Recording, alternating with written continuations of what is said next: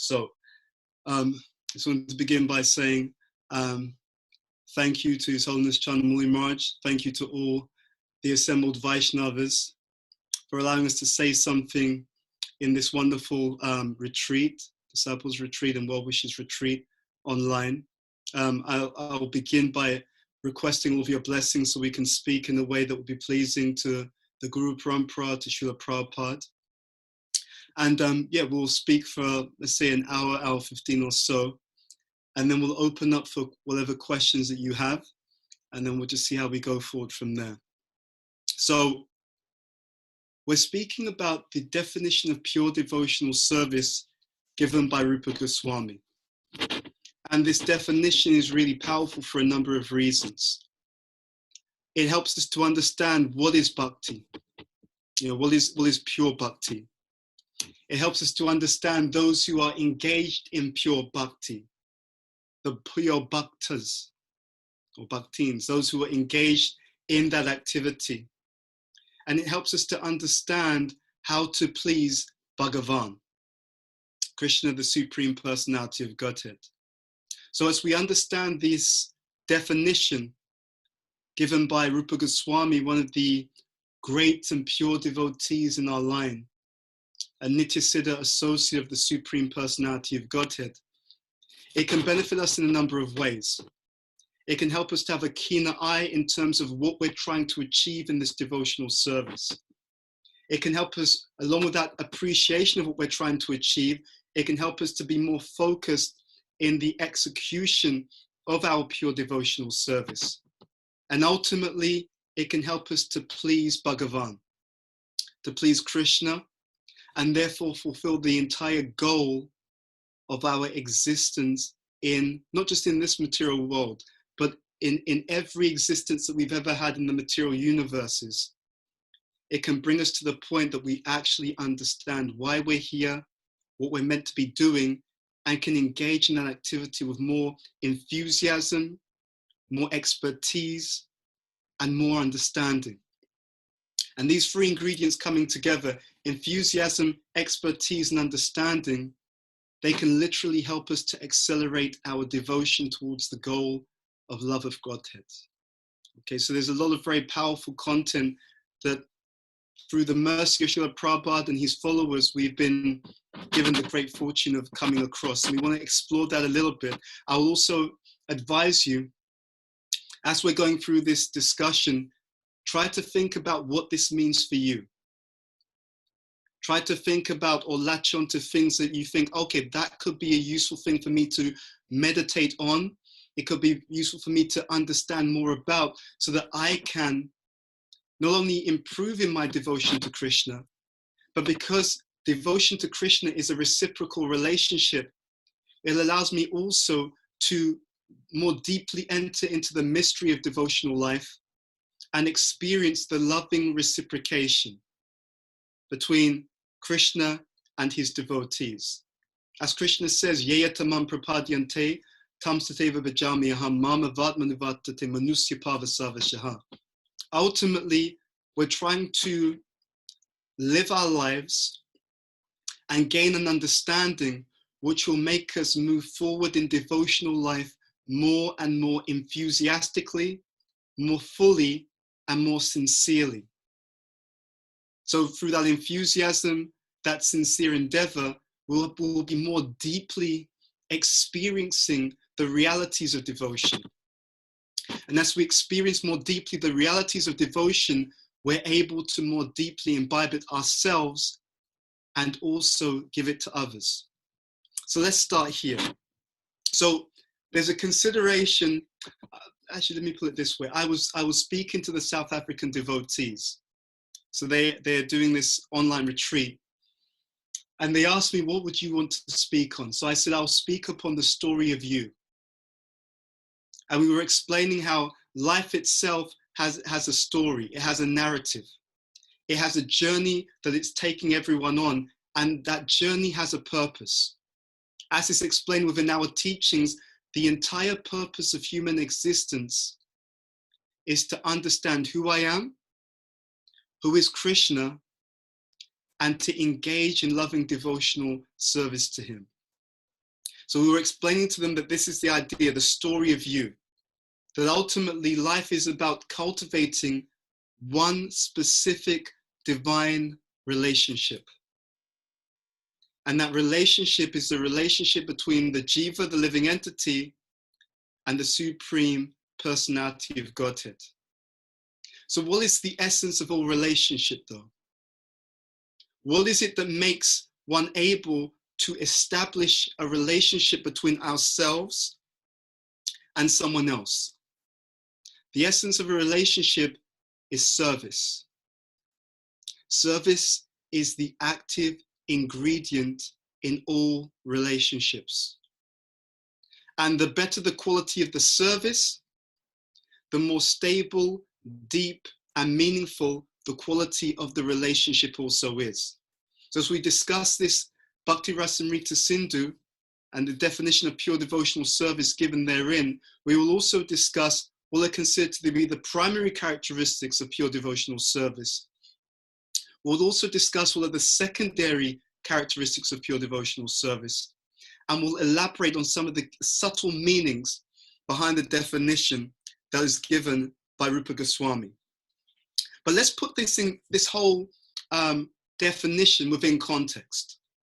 So between the departure of Krishna from the earth some 5,000 years ago and the advent of Sri Chaitanya Mahaprabhu around 500 years ago, the science of pure devotional service was almost lost. So due to the influence of Kali Yuga, there were many different forms of a semblance of devotion. There were many different types of fabricated devotion. And what was considered the real devotion, the pure devotion, was considered to be mixed up amongst all of these other things. So people weren't clear on what pure devotional service actually was. So most of humanity at that time had no access to the teachings of pure devotional service. And the very few individuals who were interested in pure devotional service were misled by ignorant or deviant understandings of what pure devotional service actually was. So Sri Chaitanya Mahaprabhu revived the science of pure devotional service, first by his example, but also by his teachings.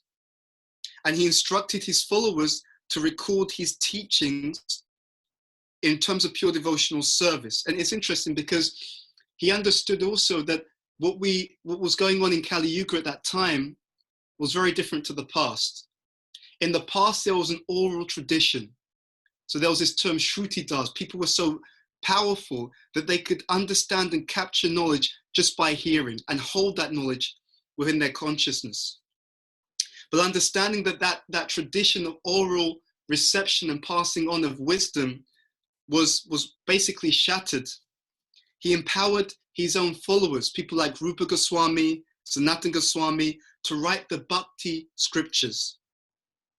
And Rupa Goswami wrote the most authoritative guide to pure devotional service, which was called the Bhakti Rasamrita Sindhu.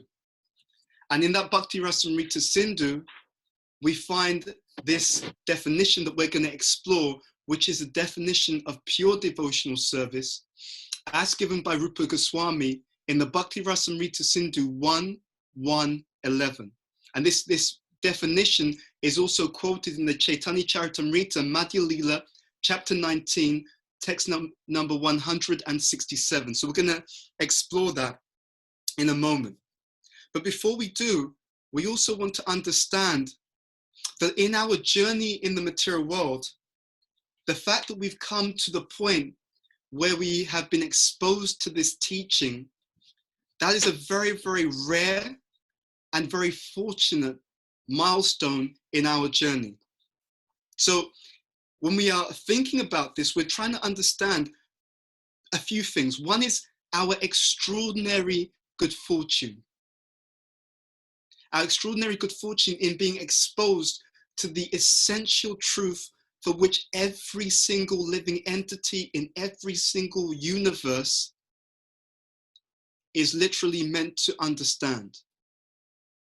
So if you can consider that we've been in the material world for billions of lifetimes, the fact that someone is exposed to Krishna consciousness is a very deep and extraordinary stroke of luck.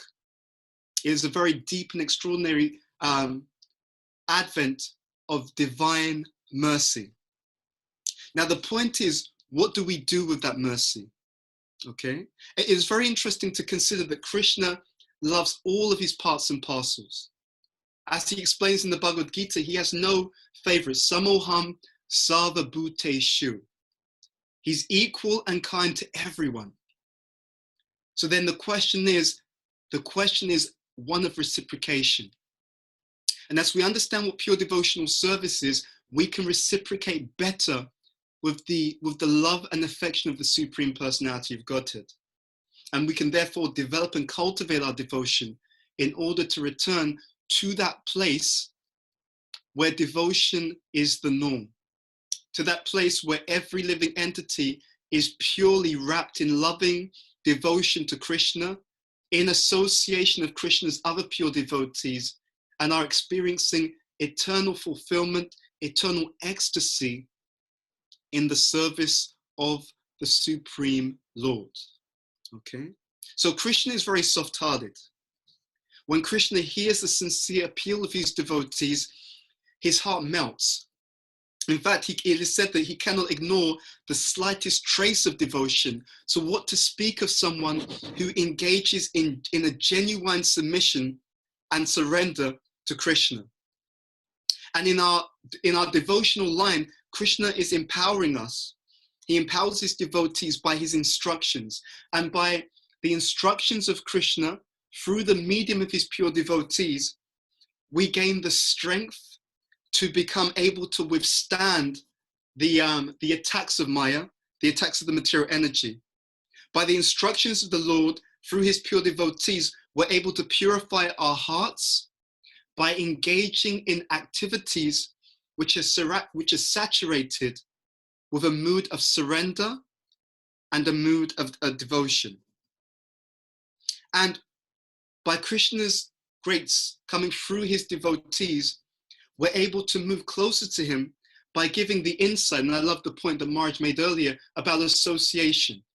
Literally by the association that we keep, association of certain individuals, association of the holy name, association of the teachings. By this type of association, we're literally choosing our destiny, choosing the direction that our life is moving in. And all of these things make us rich in that devotion, which is going to allow us to achieve the goal of life itself. Okay, so we want to talk about this particular definition. So as we said, this is the Bhakti Rasamrita Sindhu, 1.1.11. And it's a very famous verse that many of you will know. I'll just repeat it, and then I'll repeat the word for word, and then we're going to start to break down some of the key points around this definition. So Rupa Goswami writes, Anya Bilasita Shunyam, Gyana Karmadhanavritam, Anukul Yena Krishnanu, Shilanam Bhakti Uttama.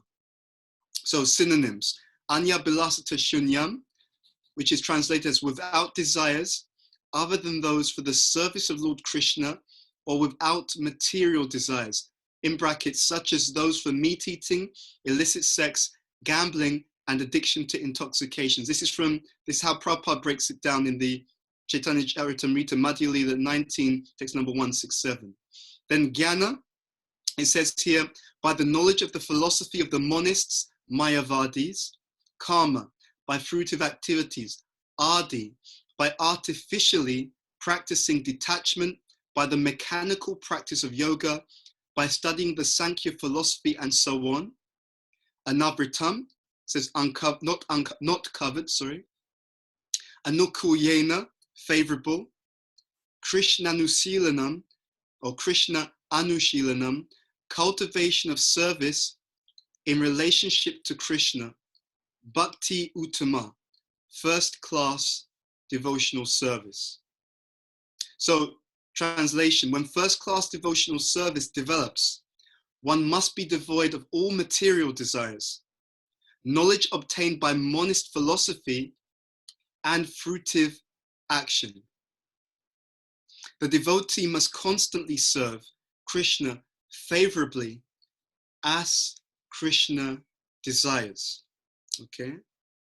And Prabhupada, interestingly enough, in the Nectar of Devotion, he summarizes devotional service. He says to prosecute Krishna conscious activities that are favorable to the transcendental pleasure of the Supreme Lord. Okay? So this is a definition given by Rupa Goswami. And this definition is extremely powerful and significant for a number of reasons. Let's start here. So Rupa Goswami uses this term Uttama Bhakti, which is translated as first-class devotional service. And one of the reasons why he does this is because in using that term, he distinguishes the teachings of Sri Chaitanya Mahaprabhu's movement from the cheating religions that popularized impure forms of devotion at the time of Sri Chaitanya Mahaprabhu's presence on the earth. Bhaktivinoda Thakur says something very interesting in relation to this.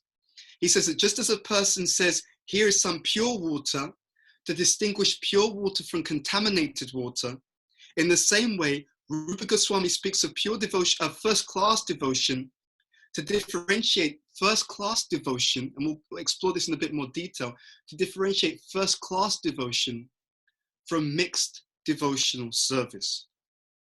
Now, what Rupa Goswami defines as first-class devotion, Uttama, is also the same thing that is mentioned in other scriptures within our Bhakti tradition, right? So in our scriptures, it talks about Kevala Bhakti, so exclusive devotion. It will speak about Ananya Bhakti, unalloyed devotion. It will speak about Akinchana Bhakti, untainted devotion. And it sometimes will speak about Shuddha Bhakti, pure devotional, and pure devotion as well. So all of these points are coherent with the conclusions of our scripture. And it's very interesting that this definition given by Rupa Goswami in Bhakti Rasamrita Sindhu, this verse itself is what is called the Paribhas Sutra of the Bhakti Rasamrita Sindhu. So in our line, our literatures, our scriptures, they will have a Paribhas Sutra. Paribhas Sutra means literally an emperor verse, okay? So it is considered to be the verse which gives the key understanding of that particular literature. And it's said that all other verses within the same literature are meant to be seen in light of that key particular verse. And I want to read to you exactly what is explained about this Paribhas Sutra by Srila Jiva Goswami. So just so we understand the significance of this verse before we dive into the specific statements within the verse itself. So this is a statement by Jiva Goswami in his Krishna Sandarbha commentary. Okay, so he says it as follows. This is a direct quote. A Paribhas Sutra explains the proper method for understanding a book. It gives the key by which one may understand the true purport of a series of apparently unrelated facts and arguments.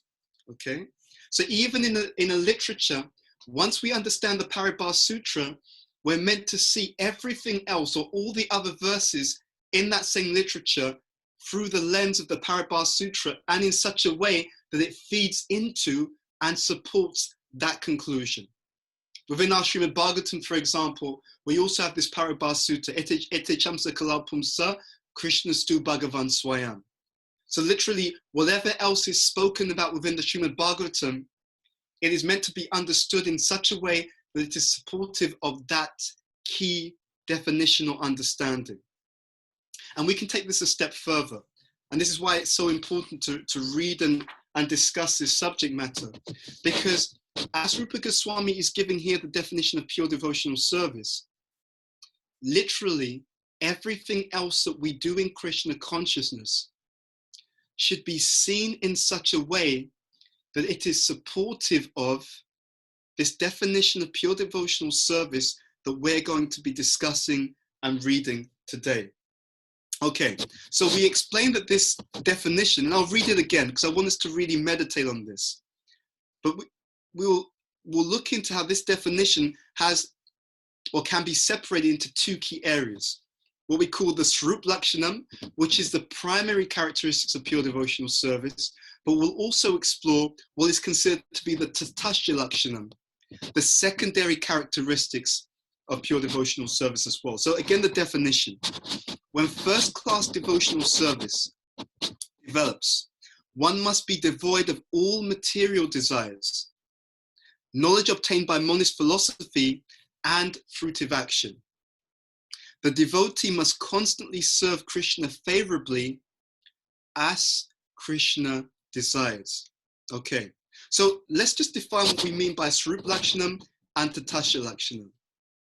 So when we talk about the primary characteristics in relation to this verse by Rupa Goswami, they define or describe what devotional service actually is.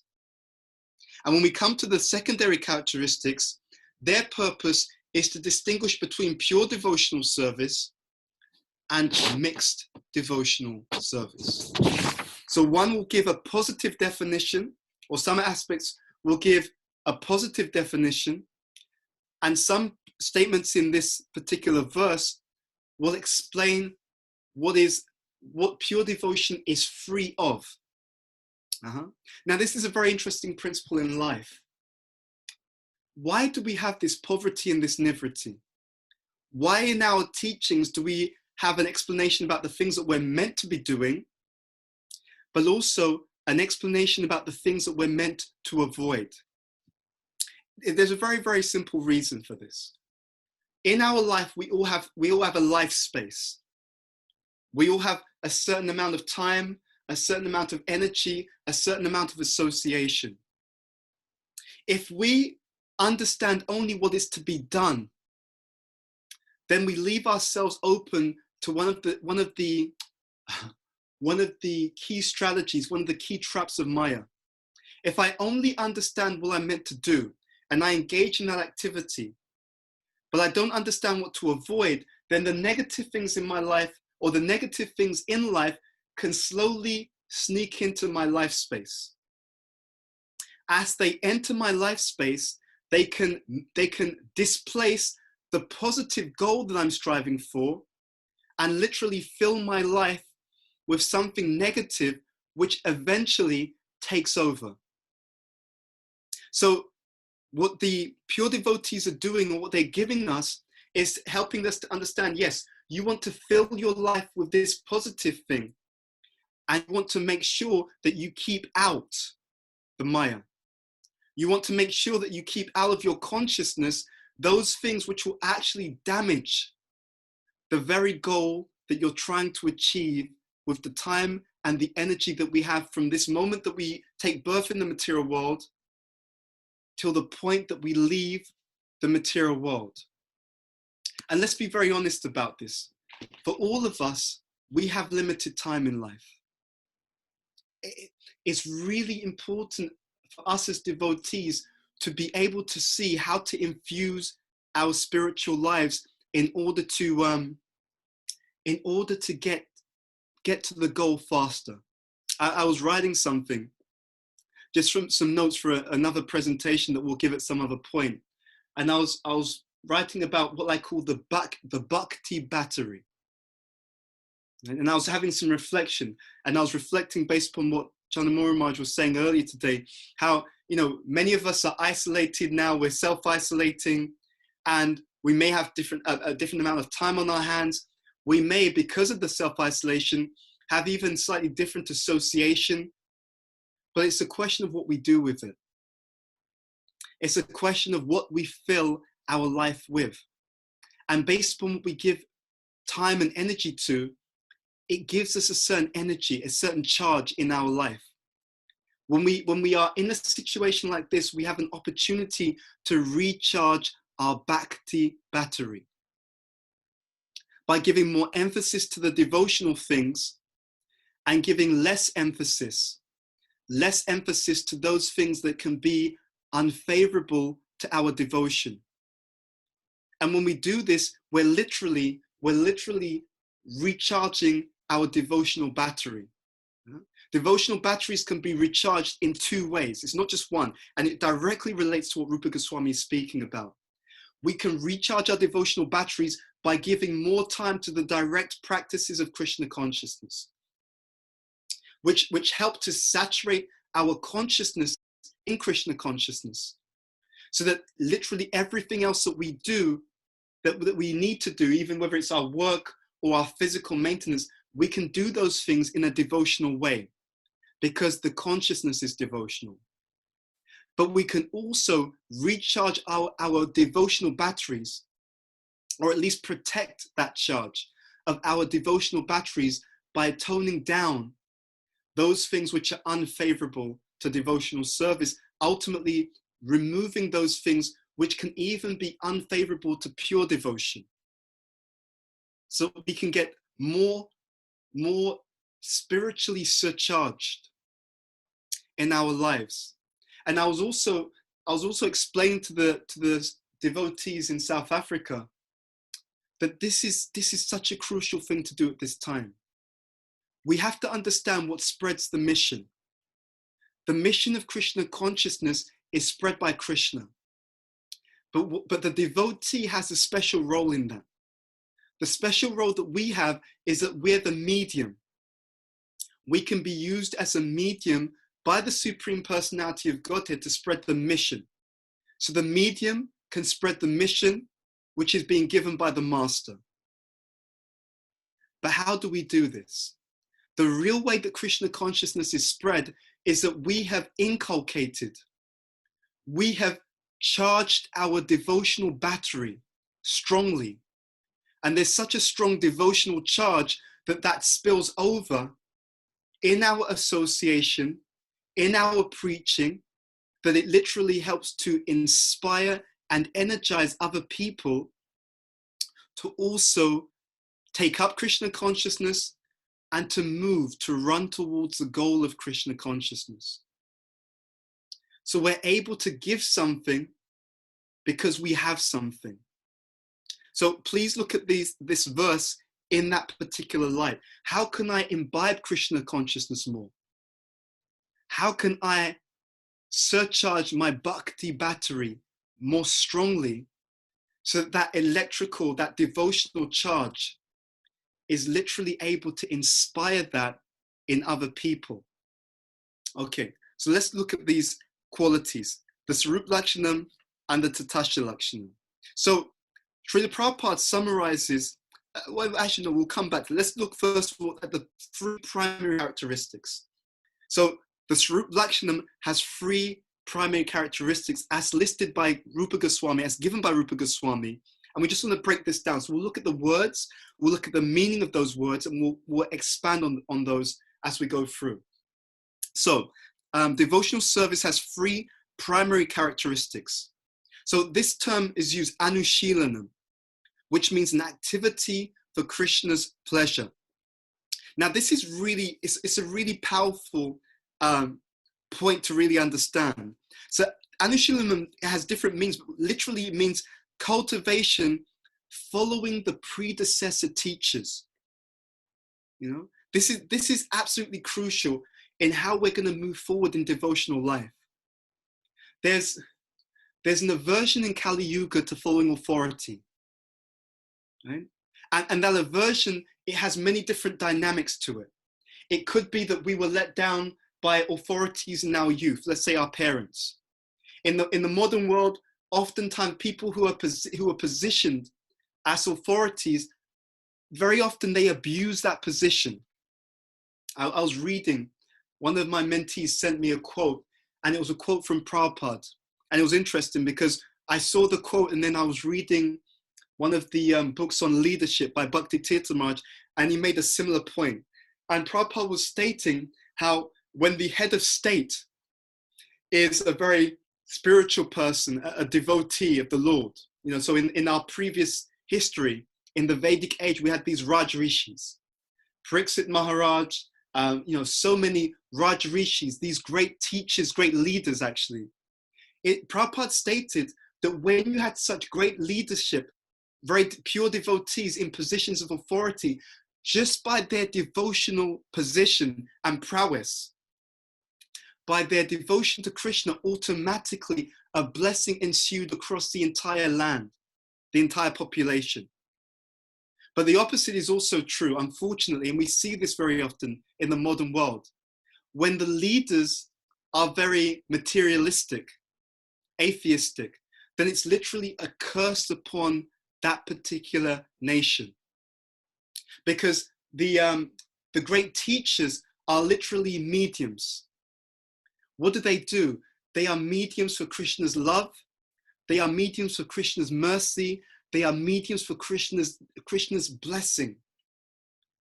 And so this Anushilanam, cultivation following predecessor teachers, it really is emphasizing how we're meant to try to please Krishna through understanding what will please him, through hearing from those who are very deeply connected in a bond of love and in a bond of devotion. You know, I was having some amazing reflection recently. As we were studying the scriptures, I was understanding that there's a difference between knowledge and understanding. So the tendency, and we'll speak more about this when we talk about the qualifications of devotion, we'll talk about the different levels of devotion.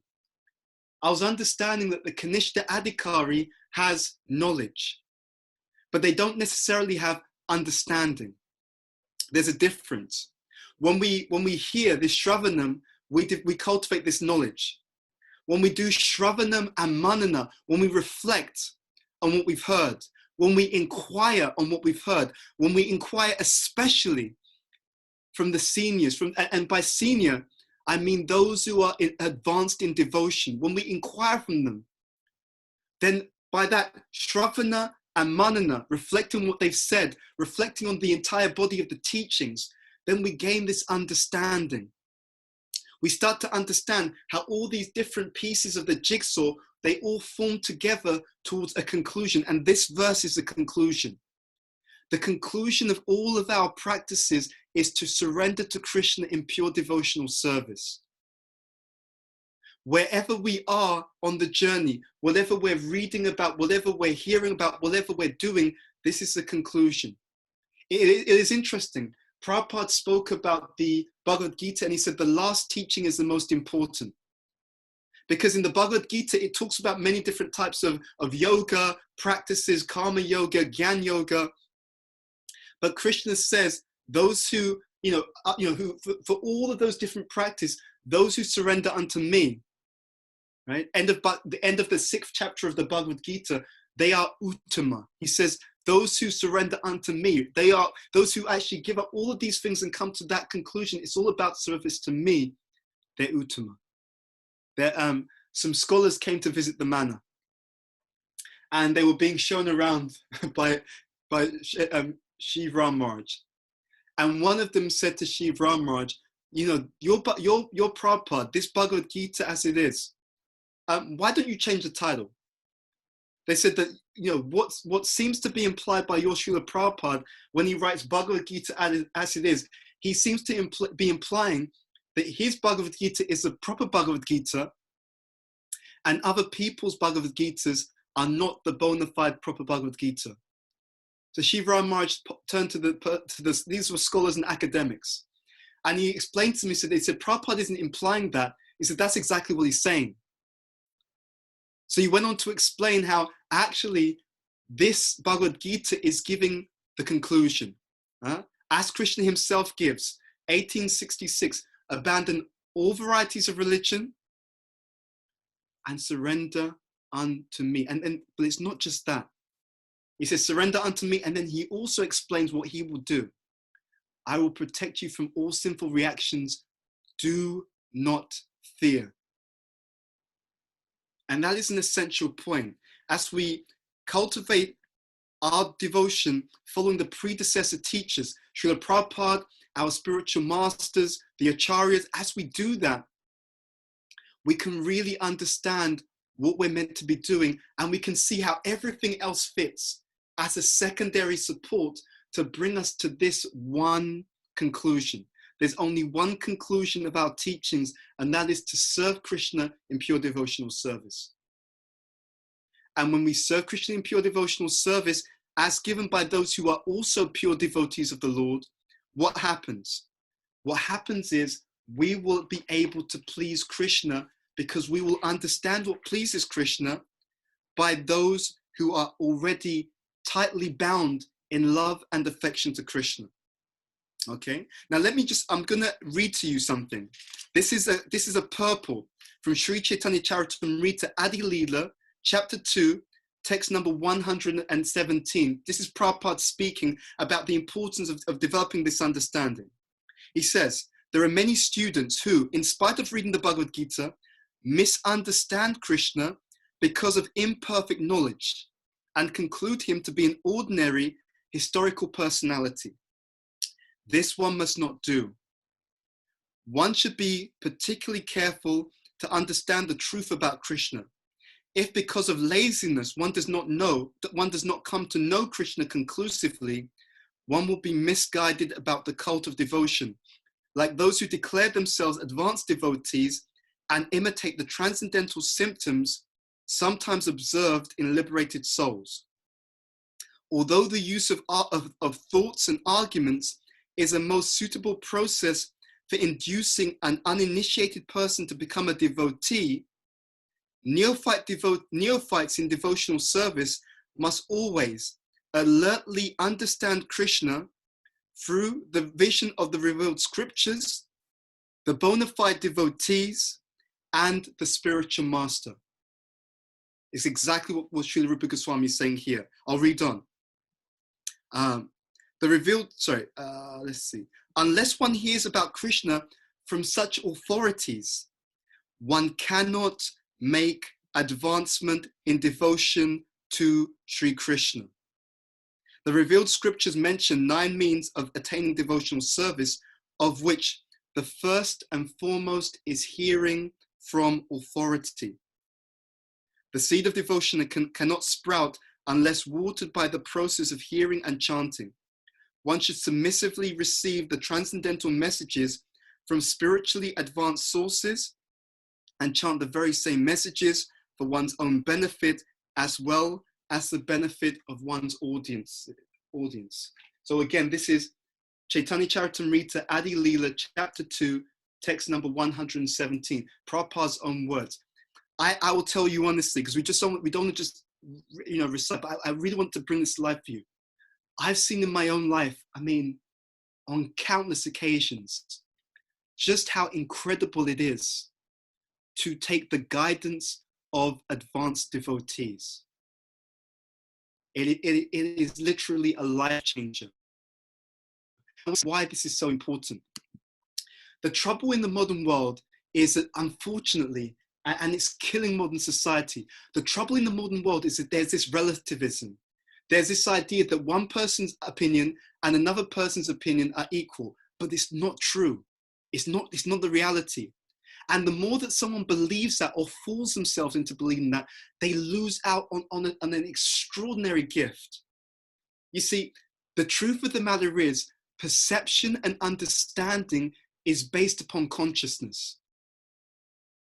There are many things in our teachings which, to be honest, are controversial. Let's be very honest about it. There are many things in our scriptures that are controversial. Many things that have been said by Prabhupada that are controversial. Now at that point, you can delineate that in different ways. You can go in one direction and say, well, he's saying this, but I don't see it, therefore he must be wrong. Which is what tends to happen in the modern world because we're deeply steeped in the modes of passion and ignorance. But if someone has even a glimmer of some goodness, even some blessing, then one develops some humility. And what does humility do? Humility allows us to really, and it is a painful and uncomfortable reality often, but the painful and uncomfortable reality is that we're like blind men and blind women in the world. And if we just introspect a little bit, we can see that. How many of us have made bad decisions which we are suffering the ramifications of even now? Let's be honest. Many of us. How many of us have done something and realized later on that it was completely the wrong thing, and we felt, to be honest, foolish, we felt bewildered, and we were cheated. Let's be honest. We got cheated. We got scammed by someone. We were lied to. We were tricked. It happens all the time. But there's also another point to reflect on. Many of us have seen in our lives our own progression. We've seen that we see the world differently to how we saw it when we first came into Krishna consciousness. Many of us, if we reflect deeply, we've seen that there's been a progression, and that progression is a progression from bewilderment to a deeper insight, not only into Krishna consciousness in terms of the direct teachings, but it's a deeper insight into ourselves, a deeper insight into the entire existence that we're leading. Where has that come from? It has come from this Anushilanam. We've heard something from someone who has a perception that is deeper, more penetrating, and more insightful than our own. So when Rupa Goswami is speaking about this Anushilanam, he's giving us an opportunity to get a transcendental gift. If we're anyone who's even a little bit humble and wise, can understand that the progress of any devotee is not a function of our own understanding. It is a function of the submission to the instructions and understanding of a person who has a greater perception than our own. In order to be successful in life, one has to have a couple of things. One requires a map of reality that is accurate. This is the first misfortune of the living entities. They don't understand. We don't understand the purpose of life. We don't understand how the material energy is, how the spiritual energy is, how they work, right? And that accurate map of understanding, that accurate map of reality, ladies and gentlemen, that extraordinary gift of a map that explains exactly how the material world works, how the material energy works, that explains how the spiritual energy works, that map is called the Srimad Bhagavatam. But it doesn't stop there. It is not enough to have the accurate map of reality. One needs a secondary factor. One needs the ability to accurately apply that map of the reality. This is how the material energy works. This is how the spiritual energy works. One needs the ability to apply that map accurately. And that is applied accurately through the guidance and understanding of those pure devotees who we're surrendered to. So when these two things come together, then life becomes extraordinary. When I was looking through this, I'm going to ask everyone to go on mute so there's no background noise, please. I can hear some background noise, so please just check that you're on mute, just so that we don't have any distractions while we're speaking. Thank you very much. I've seen in my own life, because I didn't want to just give a repetition of something, but we wanted to do whatever we can to bring it to life. When people, let's be very honest, when many of us hear about pure devotional service, there's some apprehension. Because we are wondering, if I engage and if I surrender, will I be happy? Will I be fulfilled? Maybe I can hold on to this material thing, hold on to that material thing. But what I really wanted to bring out in this discussion is how we're missing out. By not engaging in pure devotional service, by not, and here we're talking especially about following the predecessor acharyas, we're missing out on a great gift. When we take guidance of those personalities whose consciousness is not within the modes, whose consciousness is not limited to the mode of ignorance, mode of passion, even the mode of goodness, what happens? You're able to see the terrain, and you're able to avoid issues and challenges that you didn't even know existed. So yes, we have been hurt by authority. Yes, but that does not mean that authority is wrong. It means that we should be more discriminating to take proper shelter of the proper authority. And when we do that, then just like a good parent who protects the child from the negative experiences and helps the child accelerate in positive growth in Krishna consciousness, we can accelerate. I remember, and I was telling someone about this the other day. So a few years ago, so we were in, I can't remember if it was Slovenia or Croatia. It was one of Candramauli Maharaj's retreats, disciples' retreats.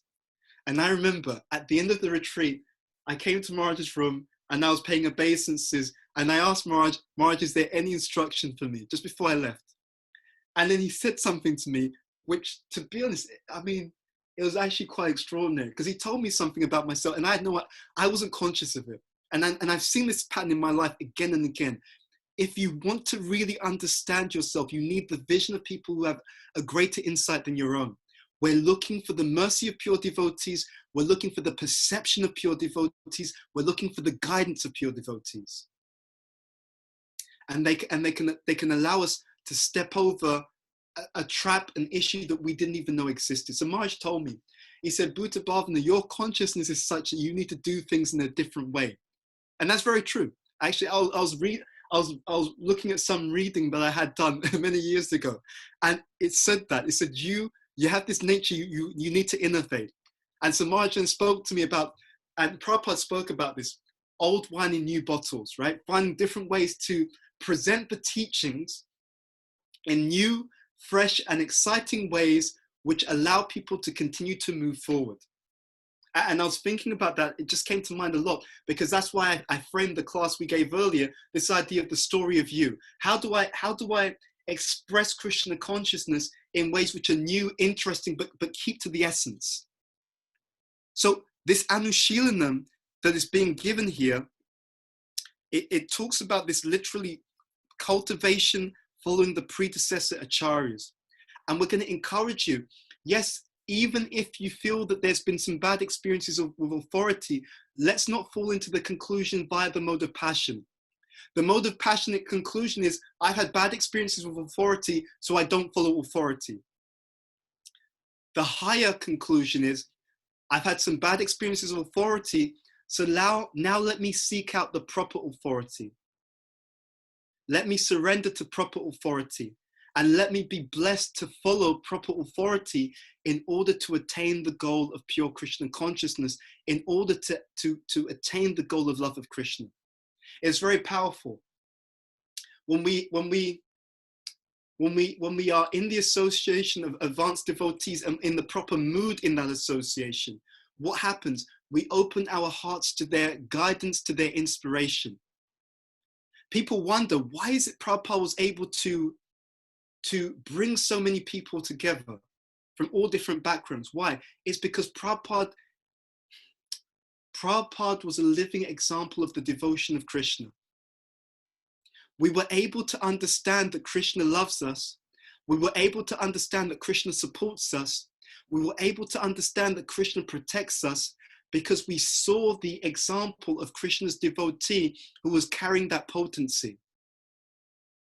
So when Prabhupada was on the planet, it was as if an incarnation of the Supreme Personality of Godhead was walking on the planet at the time. That's extraordinary. Think about that. When the pure devotee is on the planet, so Prabhupada, he's predicted in so many literatures, Sajjana Tushanti, Bhaktivinoda Thakur, other places, Chaitanya Mangal. It's as if the Lord himself, because this is a Shakti Avesh avatar, it's as if Krishna was walking on the planet, and that potency was present. I remember hearing from one Prabhupada disciple. He said that when Prabhupada was on the planet, wherever you were on the planet, you could feel that devotional energy was present on the entire planet. Wherever you were, and think about what that means. That devotional energy was present on the planet and could be felt by those who were in connection with Prabhupada. So Krishna appeared 5,000 years ago. Sri Chaitanya Mahaprabhu appeared 500 years ago. Srila Prabhupada appeared within the last 50, 60 years. Shakti Avesh Avatar. Let's go into this even further. So Anushilanam, see, this word anu means literally that which follows. Okay, so this emphasis is on the Guru Parampara, and that one must have a guru in order to understand how to please the Lord. Uh-huh. The other point to bring out here in this Anushilanam is this idea of cultivation, which indicates activity. So it's very interesting. The devotee is the messenger. In the Nam Sankirtan mission, we're meant to deliver Krishna's message, Prabhupada's books, the message that people are loved, cared for by the Lord, and he's looking for them to return. The devotee is the messenger. The devotee is also taking guidance from the medium. The spiritual master, Prabhupada says, is a transparent via medium. But that medium is something very powerful. Because the devotee, by following the medium, the guru, the devotee is also becoming a medium themselves. Sometimes we have arguments in our movement because people have an issue with different statements. First of all, they may take the statement out of context of the direct space in the scripture. I was thinking very much about what Candramauli Maharaj, because I was approached by some devotees, and they had an issue with this comment by Prabhupada about women, right? And I was explaining to them, and Maharaj explained it beautifully, and Prabhupada says it directly in Bhagavatam, that woman means the opposite sex, right? So that point, it wasn't, so unless we approach people who have a deeper understanding, one could have read that and taken the complete wrong understanding from it, you see? So we have this idea that the statements can be taken out of context in terms of the direct place in the Bhagavatam in which the statement is made. It can be taken out of context because it's not understood within the general statements about that particular topic. But there's a third way that our teachings can be taken out of context. The third way that our teachings can be taken out of context is out of the cultural context. You see, if something is said philosophically by a person who loves you and cares for you, it changes the meaning. You see, it changes the meaning. The meaning no longer becomes, oh, this person is saying this about this or that. It actually becomes, this loving person is saying this. That means that the statement is ultimately being given by a loving purpose, by a loving person, and is being given most importantly for a loving purpose. And that makes it easier for people to accept the message. So sometimes people wonder, how was Prabhupada able to bring everyone together? It's because he carried the culture as well as the teachings. This culture of our teachings, what is the culture? The culture is bhakti, pure, loving, devotional service. So if everything, just like we say this Parabhas Sutra is the emperor verse explaining how everything should be seen in that light, the example, the pure devotee, they show the example of how everything is meant to culminate. Everything in our teachings is meant to culminate in loving devotion to Krishna. And because one loves Krishna, one has natural affection and compassion for all of Krishna's parts and parcels. So I often think that we may have missed this point as devotees. We sometimes talk about the activity, but we don't also bear in mind the mood. And Jiva Goswami speaks about that actually. He talks about the cultivation of devotion. He says it has two aspects. He talks about the chesta, which is the activity, and he also speaks about how it also has an underlying mood, which is called the bhava, and both of them are connected. So the activity is meant to include the mood. You know, how are we gonna? Prabhupada said this movement will spread as a cultural conquering of the world. What does that mean? I can tell people about Krishna. I can tell people about devotion, but if I follow properly in the line of the previous acharyas, I will show them by the love, care, and concern that I extend towards them. And by the love, care, and concern I extend towards them, it will touch their hearts, and they will understand through the devotees, through the medium, it will bring the message to life. So please think about that when you go out for your preaching. Think about that when you interact with the devotees, interact with the outside world. How will these people know that? How are they going to know that there's a God who loves them? How are they going to know that there's someone who sees their suffering and wants their suffering to end? How will they know that there's a spiritual world with countless living entities who want them to come back as we engage in loving devotional service? They're going to know through the loving example. So we as devotees are meant to bring the words of the scripture to life by being the example. And Prabhupada did that. Prabhupada's example was so powerful, so kind, so touching, so inspiring that people wanted to surrender just to please him. And if we mean this Anushilanam, if we mean this idea of following the footsteps, it means that our words, so our body, our mind, Our words are meant to follow in that example. And it's not just an example when we're preaching or trying to speak to people who are new. It has to be in the association of devotees. How will I understand that Krishna loves me? I will understand that Krishna loves me through following the instructions. And also there's another side to this. You see, we often abdicate our responsibility. We will want Krishna to surrender to Krishna. We will want people to surrender to Krishna. But we have a role to play in that. You see, what will inspire someone to surrender? If I provide proper shelter, they will be inspired to take shelter, which means to surrender. Right? So when I go out into the world, am I providing proper shelter by imbibing this teaching, by following through the instructions of my own spiritual teachers? Am I being a proper shelter? If people don't surrender, the first thing we need to do is look, what about me? Am I being a proper example? Because unless they see the example of devotion through the good behavior of the devotees, it will be hard for them to believe that there's a God who cares about them.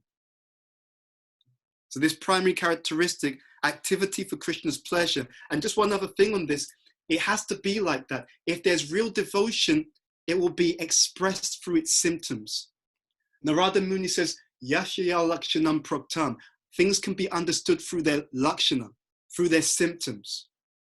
So if there is devotion, there'll be activity. And what will that activity be? It will be service. It will be devotional service. Okay, let's look at this other point. So Prabhupada says that there are two aspects to Anushilanam. He talks about the activities favorable to Krishna consciousness and the avoidance of activities unfavorable. And we touched upon that because we don't want Maya to sneak into our life. We don't want those things. We may know what we want, but that's not enough. We also want to know, what do I need to avoid? And in that way, we make it very strong. But there's more to it. The second point, the second aspect of the second primary aspect of pure devotional service is this anukulyena, which is devotional service is executed with a favorable intention. Yeah. Now let's look at that. Favorable intention means that one serves in order to please Krishna. It's not incidentally pleasing. It should be done with the objective of pleasing Krishna. Why? So Prabhupada would often quote this point. He says, Bhavagrahi Janardana. Krishna accepts the essence of a devotee's service. Now, the question becomes, okay, how do I nourish that? It's so interesting. We talk about Maya being the illusory energy. And one of the illusory potencies is that potency of forgetfulness. We all have that reciprocation from Krishna. It's so amazing. We can remember this. You've been in a kirtan and you just felt so transformed and uplifted and blissful, and it touched your heart and the mood. You had this very strong mood, and it's like, that was incredible. See, when we explain sometimes to people that there is such a thing as kirtan, you can chant the holy names of the Lord, because for them it's just an idea because they've never been in that experience. But once a person is touched by the experience, it's no longer philosophy, it's no longer theory, it is experience. It is something that I've been in, I understand. If we reflect on these things, if I reflect on how many times Krishna has reached out to me, how many times Krishna has touched me, how many times Krishna has protected me, how many times Krishna has guided me, then this becomes natural. This favorable intention to please Krishna, because what am I doing? When someone is constantly given to you with love, with care, in good times and in bad times, then any decent person becomes touched and wants to reciprocate. So all we need to do to remember this point about this anukulyena, devotional service executed with a favorable intent, we have to remember that we've been given, you see, when Sri Chaitanya Mahaprabhu came, we say he descended, but in another real sense, he didn't descend. He didn't descend. Krishna is a supreme personality of Godhead. But what did Krishna do in the form of Sri Chaitanya Mahaprabhu? He came as his own devotee. Prabhupada, I remember reading this. I remember reading Krishna book. And Prabhupada states in Krishna book, he says, the devotees of the Lord enjoy hundreds of thousands of millions of times more than the Lord himself. What does that mean? So when Krishna came as Sri Chaitanya Mahaprabhu, he was showing us that you don't need to be envious of my position of God. You don't need to be envious of my position, because in the position of the devotee, that position is superior. When Krishna came as Sri Chaitanya Mahaprabhu, he was showing that you don't need to envy my position of as Bhagavan, as the Supreme Lord, because I have given you, as a devotee, I've given you a position that is eternally superior to my own. So we can say that Krishna descended as Sri Chaitanya Mahaprabhu, but we can also consider in a very real sense, it was an ascension. Krishna ascended from being the supreme personality of Godhead to take the position of his own devotee, to relish more than the Lord himself relishes. And so we can nourish this mood. We can nourish this mood of anukuyena by remembering it's not a forced reciprocation. Every day of our lives, we've been given something. And if we can't even reciprocate with what we've been given, then how hard our hearts can be. If you can't even reciprocate with someone who's been giving to you unconditionally since time immemorial, with the hope that one day we will just turn to him, then where is our gratitude? So this is this other characteristic, the second primary characteristic. Devotional service is executed with a favorable intention, remembering that my Supreme Lord, he wants me to come back to the spiritual world more than I do. Remembering my Supreme Lord, he's given me a position as a devotee which is relished even more than the position of God himself.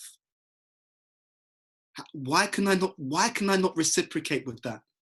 That he's reached out to me again and again, constantly throughout my life, to be sharing me wisdom, insight, affection, support through the association of devotees.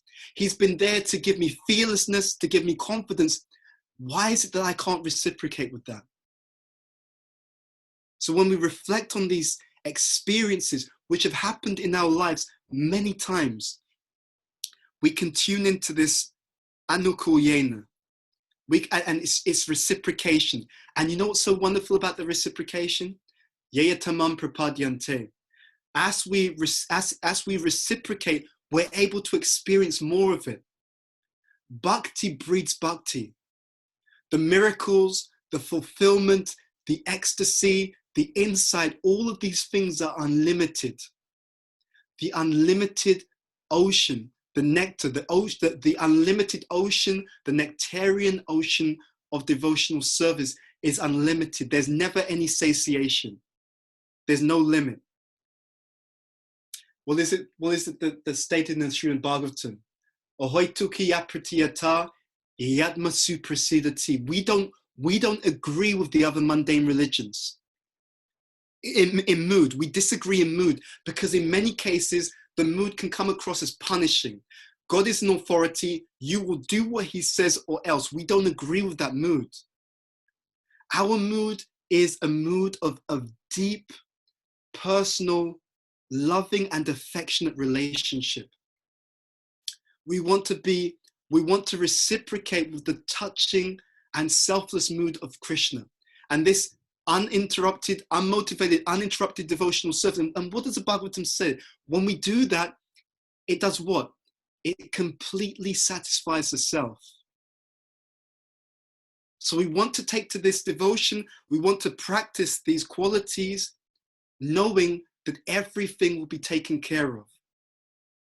the supreme sweetness of the Lord is an impetus for us. It is an impetus for us.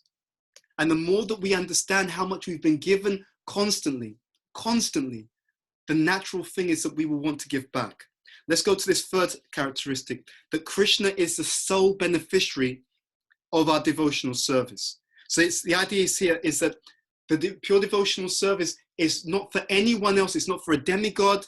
It's not for a mundane personality. It is Krishna who is the sole beneficiary. And Prabhupada makes a statement in Nectar of Devotion. He says, when we speak of Krishna, we refer to the supreme personality of Godhead along with his expansions. Now, it's interesting. There's also a statement by Prabhupada. He says that Krishna and his devotees and paraphernalia, they are integral to his service. So, service with the intent to please Krishna or to please his pure devotees also constitutes pure devotion. That's stated in the introduction to the Nectar of Devotion. So it's a collective. We're very fortunate. We are part of a devotional community. When Sri Chaitanya Mahaprabhu descended, the message he was sending by his example was not, how will I go back to Godhead? That is not the mood of this Sankirtan movement. The mood of this Sankirtan movement is, how will we go back to Godhead? With our support and our care for one another, how can I become more of a medium of Krishna's love and kindness by following this pure devotional service? How can I, by following it, become more full of Krishna's kindness and mercy in order to distribute it in a meaningful way? In order to show by my example that there is a supreme person who cares about everyone, so that devotion that's coming from Krishna is literally spilling over through my examples and touches other people so that they understand there must be a God. There must be a God. Just look at how this person is. And therefore become inspired to move in that same direction. We need to think about that. Let's move on. We talked about the three primary characteristics given by Rupa Goswami in this Bhakti Rasamrita Sindhu, this Paribhas Sutra. Now we will talk about the two secondary characteristics. So the first three are what pure devotional service is. The second two are what pure devotional service is not. Well, it has to be free of. The first one, Anyabilasita. So this means that devotional service must be free of material desires. Okay. Now this word Anyabilasita, that last part of the word ta, it means literally ness. It means to be free of desire-ness, to be free of being of materialistic tendency or desire. So now it's interesting. The desire to preserve one's life is a natural desire, and that doesn't constitute a material desire in that sense. But what we're really looking at here is this material tainting. Why are we concerned that the pure devotional service should be free of material desires? Why? It's because it interrupts the flow of affection. When pure devotional service is mitigated by material desires, it means that our love has some other repository. It's going somewhere else. It's not going purely to Krishna. And it's also based upon ignorance. Let's think about this.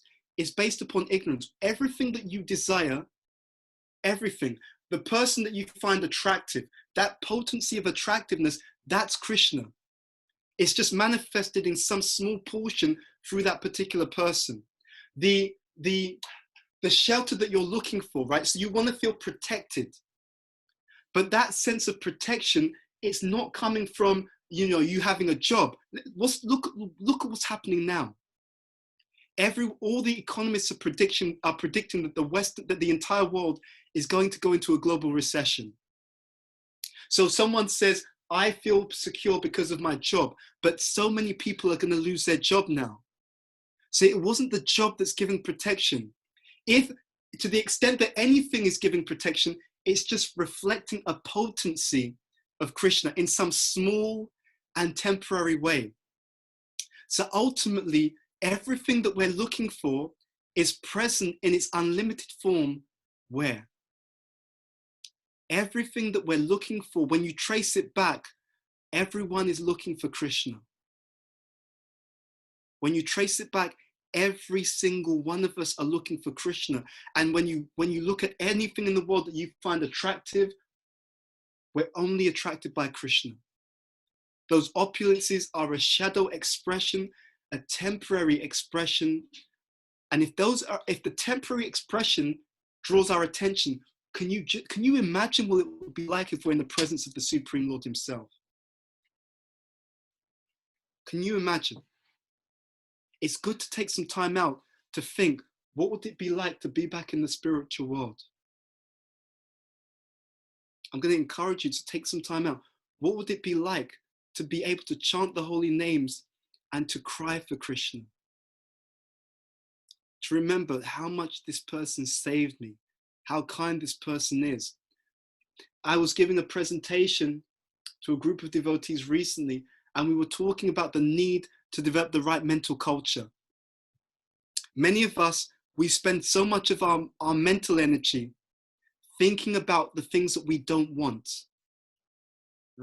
Worry is a prayer for something that we do not want.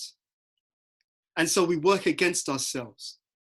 We think about, okay, well, if I lose my job, we think about, well, if I have an argument with this person, but how many times do we consciously try to use our mental energy, body, mind, and words to think about what I do want?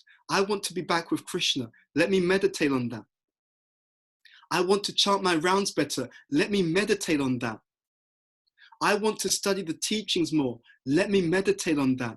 I want to become a better devotee.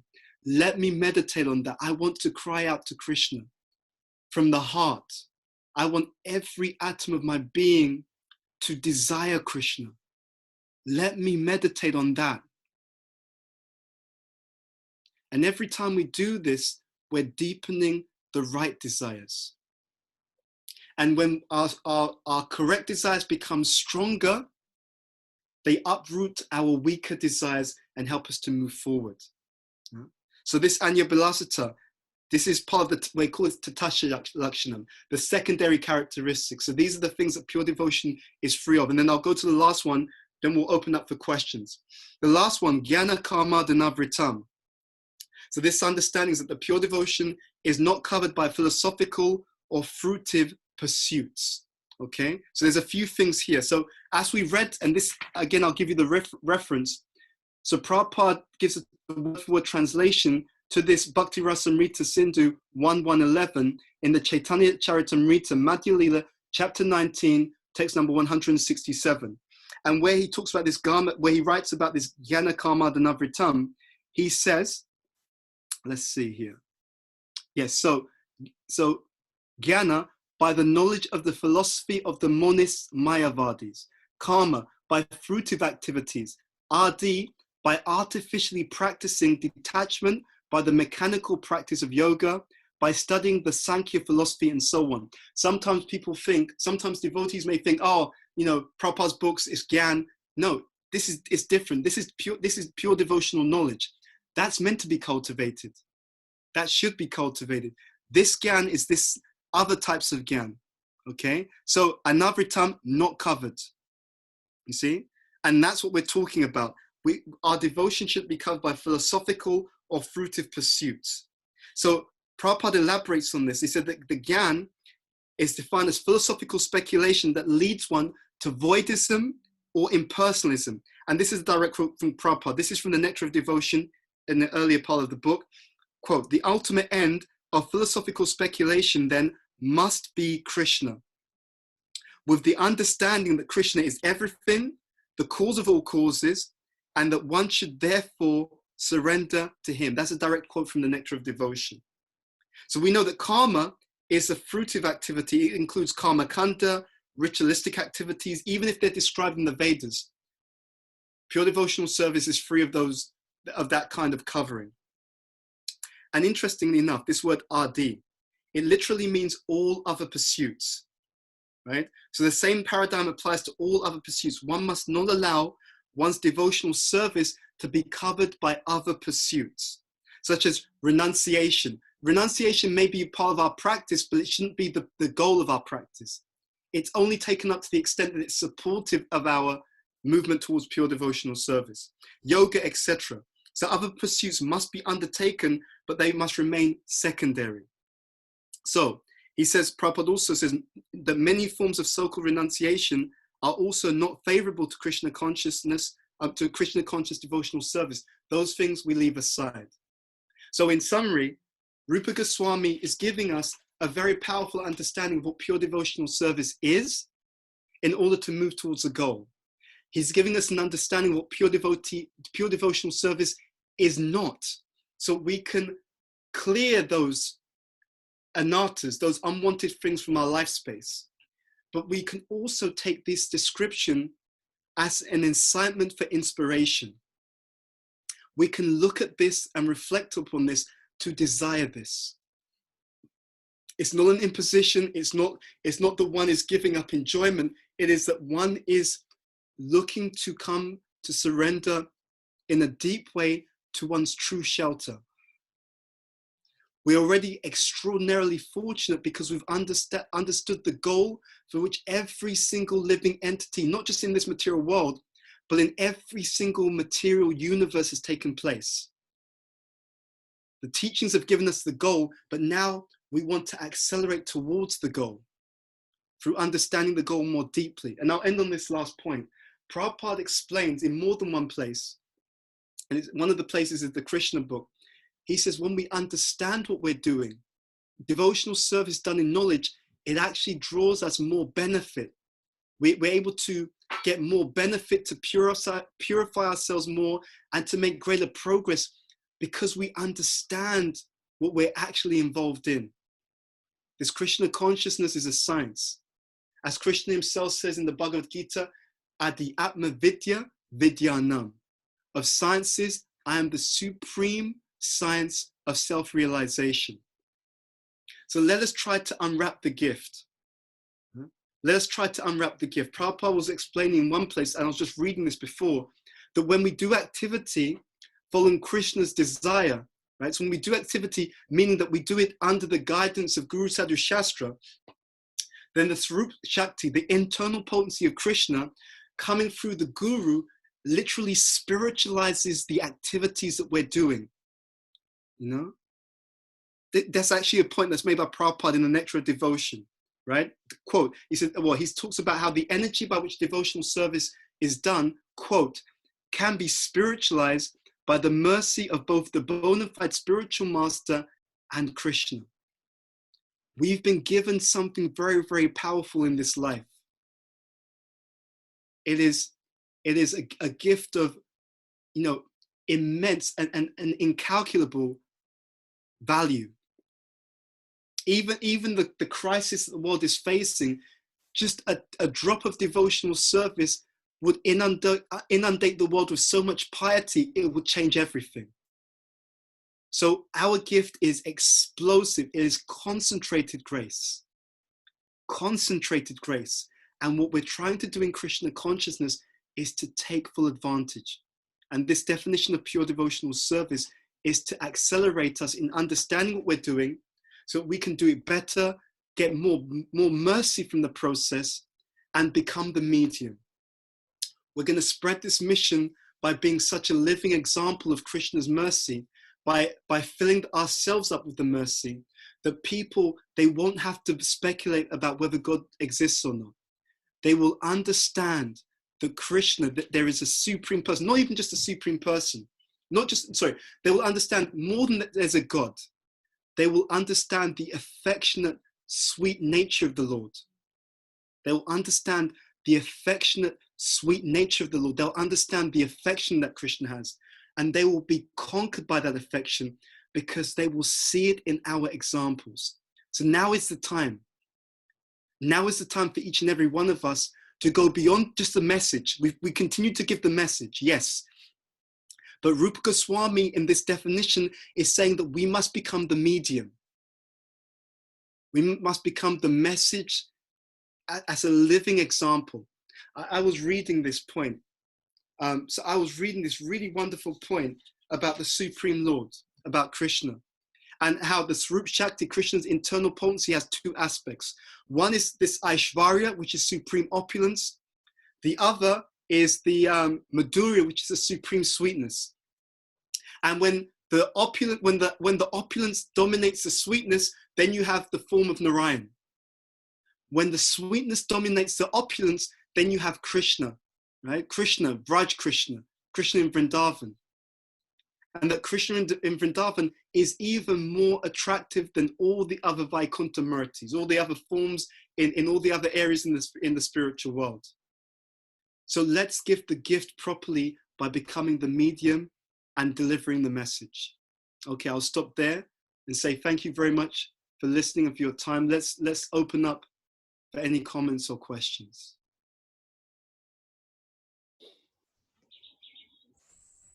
And first of all, sorry, forgive me, we should ask that if Marge or any of the other seniors would like to make any commentary first before we go to questions and answers.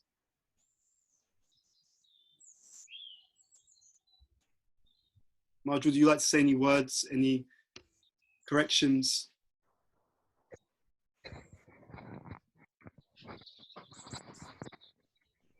Hare Krishna. Hare Krishna. You gave us so much in a very concise but very direct way that I'm just trying to process it. And there were many, many powerful points. I think the point that I really resonated was that in our own life, being an example for Krishna's love, Krishna's mercy,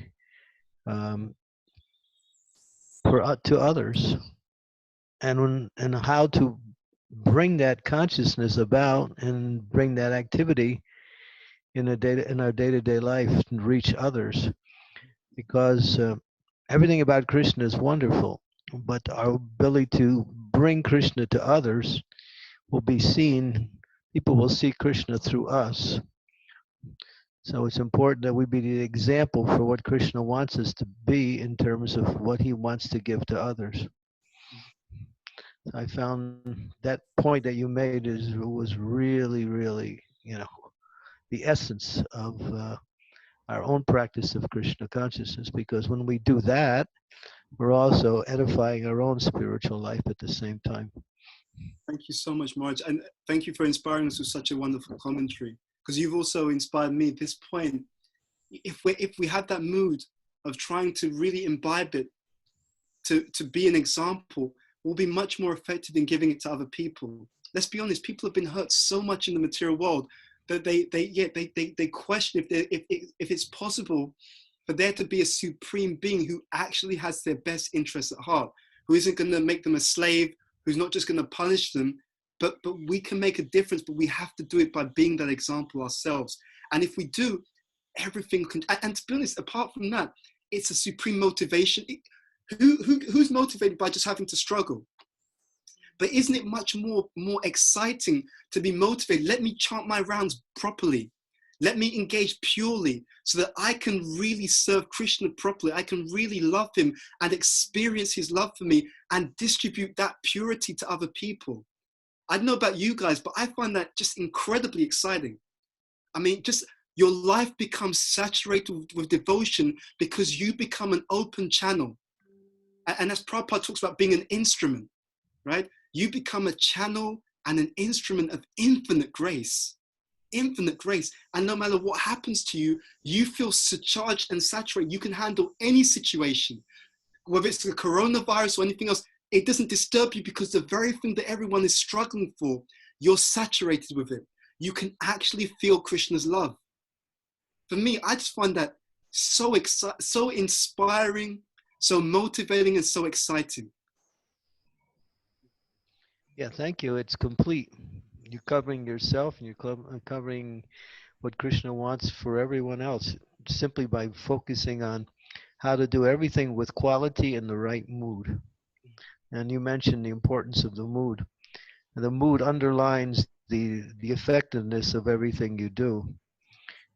If the activity is right but the mood is wrong, then you don't. It doesn't go deep. It just stays on the outside, and other people will not be inspired at the same time. So I was just thinking, kind of like to sum it up, the 26 qualities of a devotee are really the foundation by which we live our life in order to bring about that mood. Those 26 qualities are kind of like, this is the character of a devotee. Yeah. Now, of course, I won't mention them because they're so long, but they're there in the Bhagavatam, at least 3 or 4 different places. Prabhupada lists them.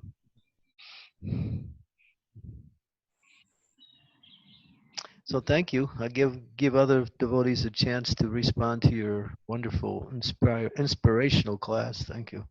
Thank you much. I know that we have senior devotees. I know Mother Vishaka's on the line, and Sundarananda and others. So if any of you, Mother Vishaka, if you'd like to make any commentary, Sundarananda or others, please feel free to do so. I also wanted to thank you for a very inspiring and thought-provoking class. The point I really appreciated, among many, many points, was how you were advised at some point to put the old wine in a new bottle. I think that's so important. Each generation is different from the last. And I think if you can inspire your peers, and you're also inspiring us who are old folks now, then that's a wonderful and much needed service. So I thank you very, very much for that. Thank you very much, Mother Vishaka, and thank you for helping us all in our entire yatra by your leadership and your example. We're very grateful. Hare Krishna Prabhu. As usual, a wonderful and inspiring class. Can you hear me? I can hear you very clearly, Prabhu. Please continue. So, just wanted to make 2 points. When I first read this verse, I was struck with the Anya Bilashita, and you made this point about ta being the ness. And Rupa Goswami could have just said Anya Bilasha Shunyam, and that was the end of the story. And then often the question is asked, when Draupadi called for help, was she not in pure devotional service? Because her desire was to save her life. And so beautifully explained that that tha has been added for an exceptional situation to save your life. But what we do is we do go ta, ta, ta, ta, ta. We keep adding more tas to it, and then we keep asking Krishna to be the order supplier. And I think that's a real wonderful aim to aim for, is to have this pure devotional service. This is such a wonderful verse. And the other thing which I really, from a personal perspective, which really inspires what you just mentioned about, when we talk about being the ambassadors of Krishna consciousness, and we being, trying to do the service, often we are asked, oh, we can't, what have we got to offer? And I really think about this concept of the Yukta Vairagya, that whatever skill we have, we should be able to offer that in Krishna service. So if somebody is an engineer, or somebody is an electrician, at this time, if the temple lights go off and if there's nobody else to come in, they can come and fix it. Somebody like me, who's a poor doctor, can offer services for medical reasons at this time. So I think it's just so important that we just keep doing best what we can do from our skills, but use that in Krishna service. It just makes it such a wonderful, all-rounded, and then because you're not doing it for yourself, you're doing it for Krishna or his devotees, it gives so much more pleasure than just doing it for yourself. So that's really the 2 take-home points for me. Thank you, Prabhu. Thank you very much, Hare Krishna. So how do we do this in terms of questions? I think the organizers will ask, you will choose the questions and then we'll try and answer. And I will ask Maharaj, Vishaka Mataji, and all of those who are my seniors, please, feel free to answer the questions. You'll always have more insight and realization. But we'll just try and hear any of the questions and comments and then just go from there. So Hare Krishna, Prabhu. Hare Krishna. Krishna. Thank you for such a profound and intimate session. We have numerous questions that have come in. So I don't think we're going to give you a break at all. So shall we start with the first question? Okay, what's the question? Okay, the first question is, in the Anya Bilashita Sunyam verse, how do we understand that we should serve Krishna favorably and the way he desires? How can we know what he desires? Does it refer to which service we do or the mood of service or both? Okay. So Thank you. Let's go back. So we touched upon this before. See, we want to understand Krishna from someone who loves him, actually. You know, so we touched upon this idea that we're often a little bit, let's say, jaded through the material experiences in the material world, but we want to try and go to our advanced authorities, the spiritual master. We want to take it from those sources. So Guru, Sadhu, Shastra. Honestly speaking, I can tell you from my own experience, if you do that, you will get insight that you could not get otherwise. It's happened to me in my life again and again and again. It's actually quite incredible. And I'll be honest, I find that's one of the things that inspired me the most, because it's almost, see, there's a concept called Mission Impossible, right? So sometimes it's like this film series. And so what happens in the mission is that what happens in that series is you have this secret agent and he's given his mission, right? He's given something to do. And we need to trust, but we should use also discrimination. We should choose wisely our authorities and so on, but we should have authorities. And it should be chosen according to scriptures, but we should choose wisely and then inquire, try to understand, try to serve. And if you do that properly in good association, you'll never lose out. So we understand what Krishna wants through those who have a deeper connection to the Supreme Lord.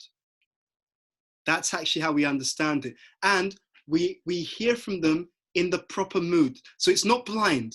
It's not blind faith. See, nowadays people talk about any kind of faith being blind faith, but there are two things. There's blind faith and there's blind doubt.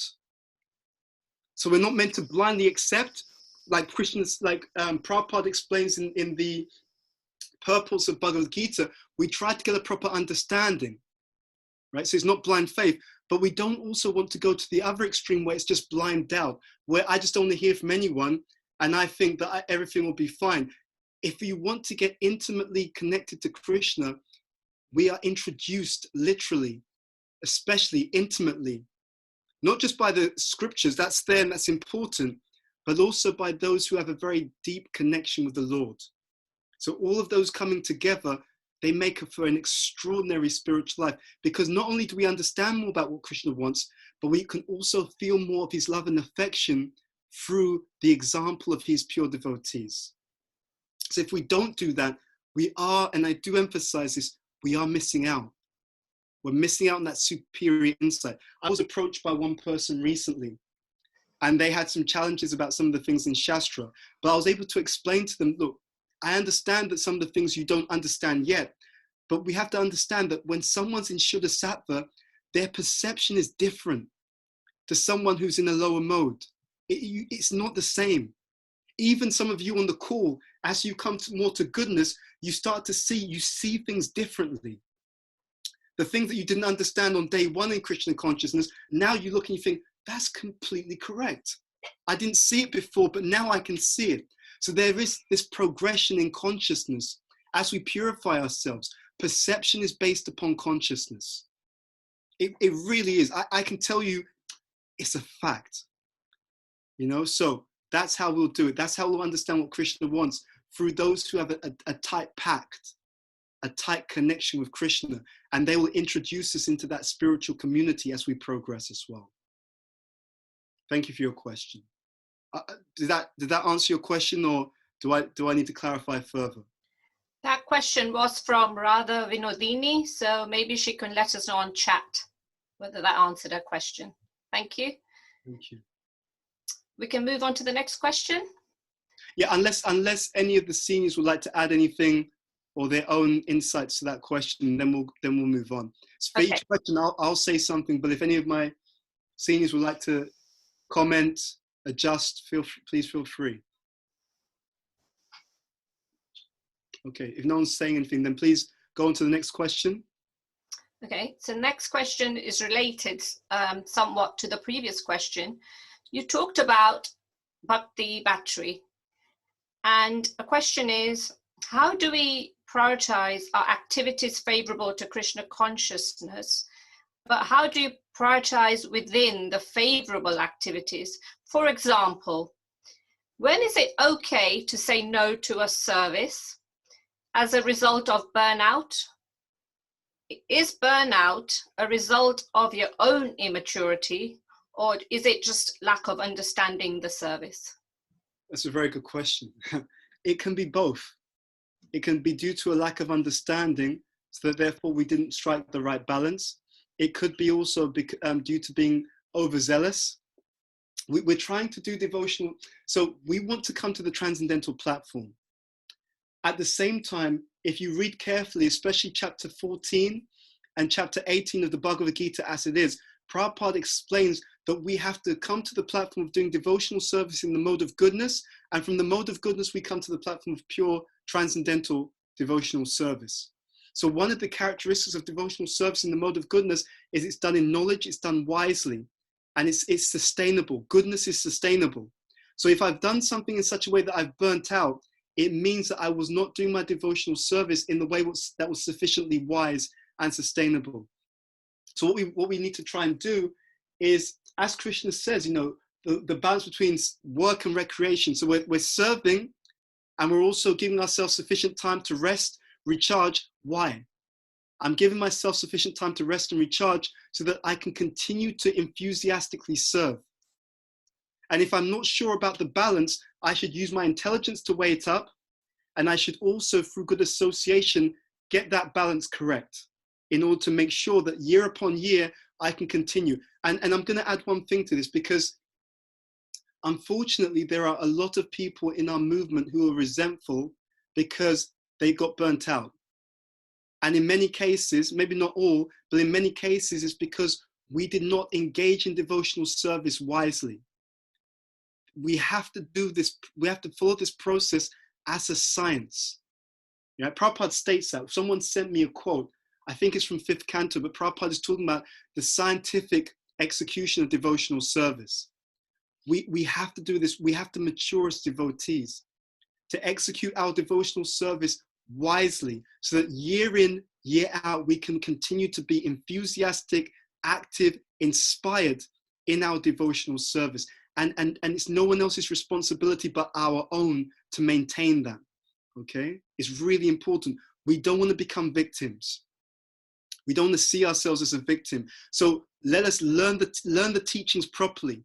Let us hear it properly. When we're not sure, let us take guidance properly. And in that way, we will navigate this journey all the way from where we are, all the way back home, back to Krishna's lotus feet in the spiritual world. Now I'll just pass over to Marj, Mother Vishaka, Sundarananda, or any others to give any commentary on that question.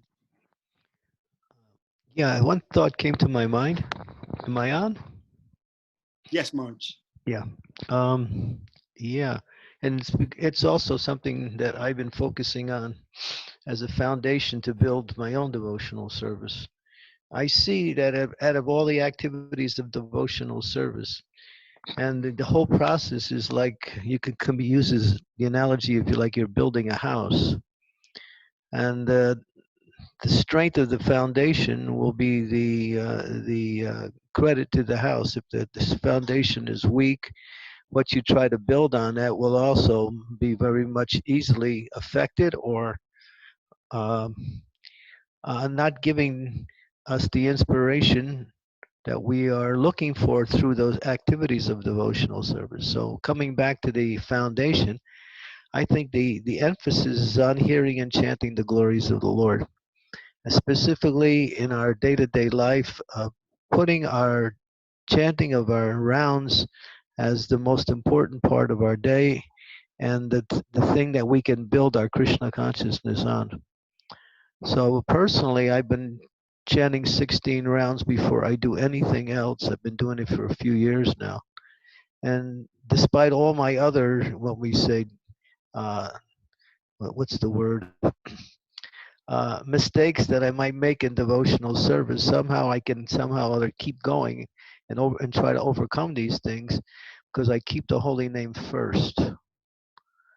So it might sounds like an oversimplification, but I think it's pretty much the essence of our practice is hearing and chanting the glories of the Lord. That goes right to the heart and inspires us. And it also attracts us to Krishna more and more. And if there's a weakness in that area in terms of the quality, just like you mentioned, just working on something and trying to perfect it and develop it and get not only the knowledge that comes from it, but the understanding and how to, what it means to us and how we can progress in devotional service by this activity, becomes the inspiration to keep going. So I'm quite simple. I just like to chant Hare Krishna. So I think if I have any hope in Krishna consciousness, it's all centered around the holy name. So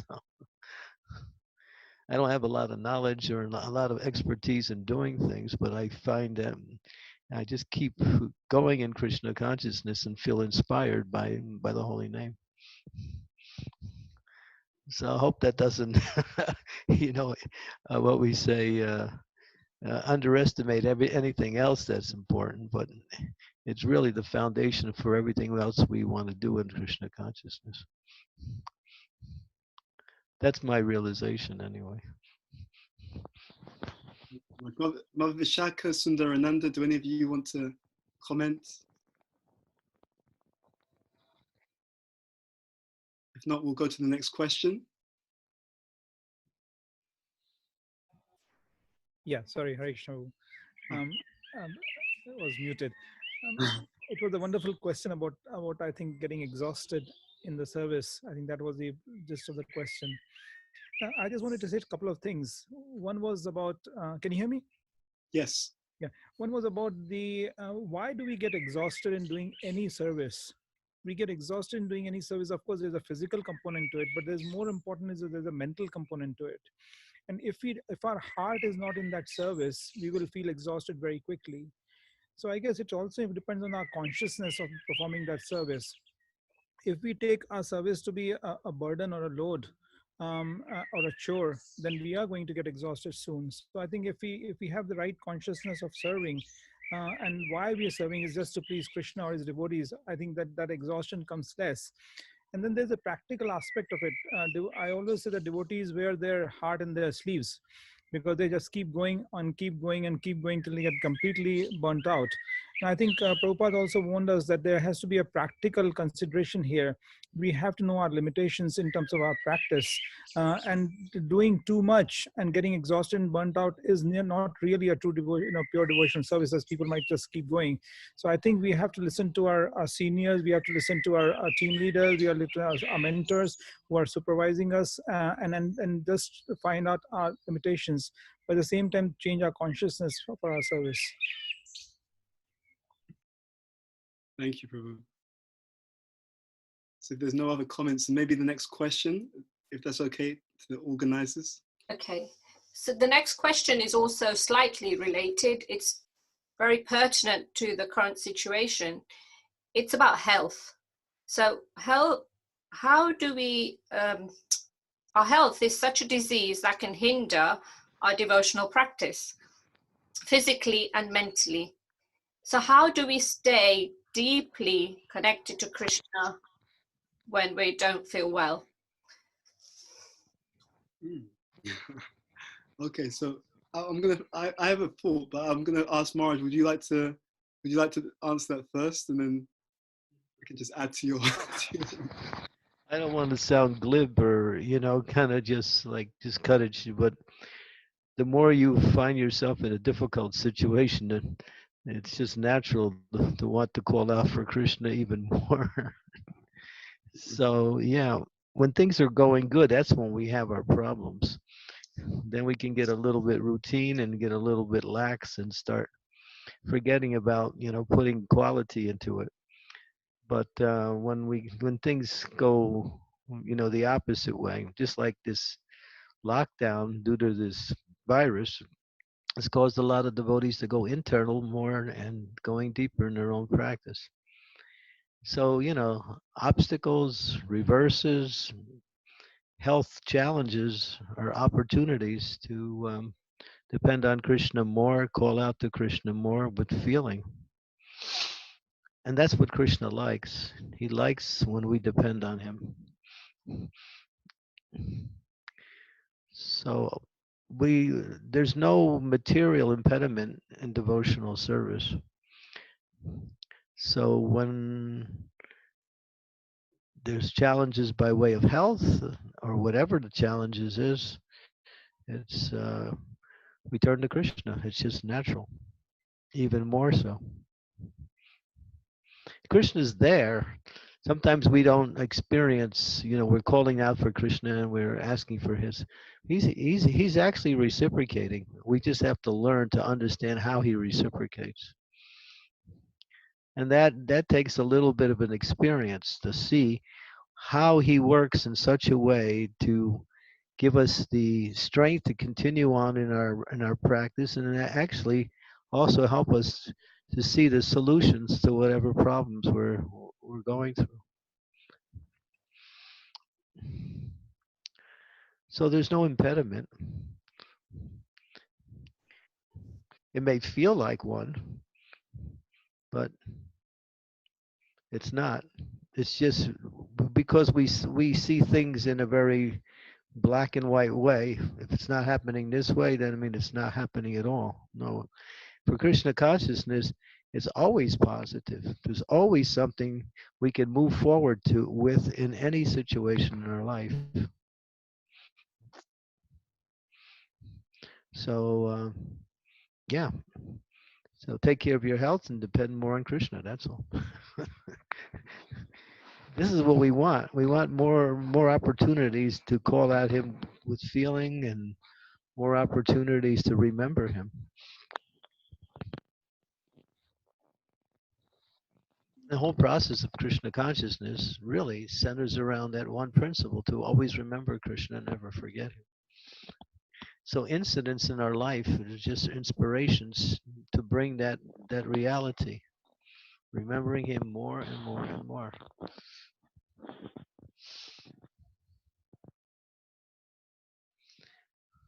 Hare Krishna. Hare Krishna. So thank you, Marge, for your answer. I would also just add to echo what Marge said. Yeah, so just take the practical precautions. Do what you need to do to look after your health, and then let's channel whatever we can, as much as we can, our energy in our direction towards the Supreme Lord. One thing I was reflecting on recently was that, for example, now we have this pandemic, but how people deal with this situation is based on what they've been doing before. None of us know when we're going to leave the world. So therefore, a wise thing to do is to always try every day to do the best we can in our devotion. As we build up our devotion in the seemingly easier times, then we can draw upon that strength, that tendency, that willingness to take shelter of Krishna. We can draw upon that in the times where there may be some challenge. But if we don't take the opportunity when times are seemingly more stable, then when the crisis happens, and we all will go through different challenges in our lives, then when the crisis happens, then we realize that we've got nothing, we don't have so much that we can draw upon. So to Maharaj's point, that cultivation, if we practice crying out to Krishna, practice taking shelter of Krishna, practice learning the philosophy, doing service, if we practice that in the good times, then even if the body is in some difficulty, we will still have such a deeply ingrained tendency to connect with Krishna that it will carry us through even physically challenging situations.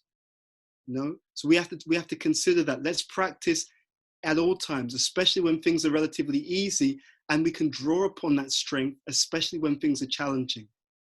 So I just wanted to add that to the point. Does anyone else have anything to add on that question? If not, then we can go on to the next question from the organizers. Okay, so to the organizers, what's the next question, please? Okay, so changing tact slightly, we have a question here. What is the Paribhasha Sutra from Srimad Bhagavatam, CC, and Bhagavad Gita? Oh, I can't remember what it is for CC and Bhagavad Gita, although Marge may know. But Srimad Bhagavatam is 1.3.30, 1.3.28. And so we quoted Ete Chamsa Kalapumsa Krishnastu Bhagavan Swam. So the Bhagavatam is saying that there are many incarnations of God, but then it says Krishnastu Bhagavan Swam. Tu means but. It says, but Krishna is not an incarnation.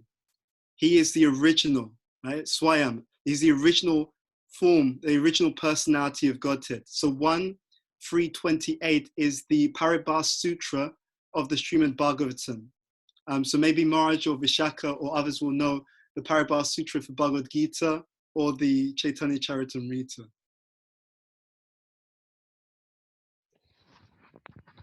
I have never heard directly, but I think, you know, based on my understanding of Bhagavad Gita, it's Sarvadharma Pariksajam Mamekam Saranam. Because after Krishna gives everything, he just says, okay, now you've heard everything, just surrender. Give up all your other ideas on how you can make advancement and just surrender to me.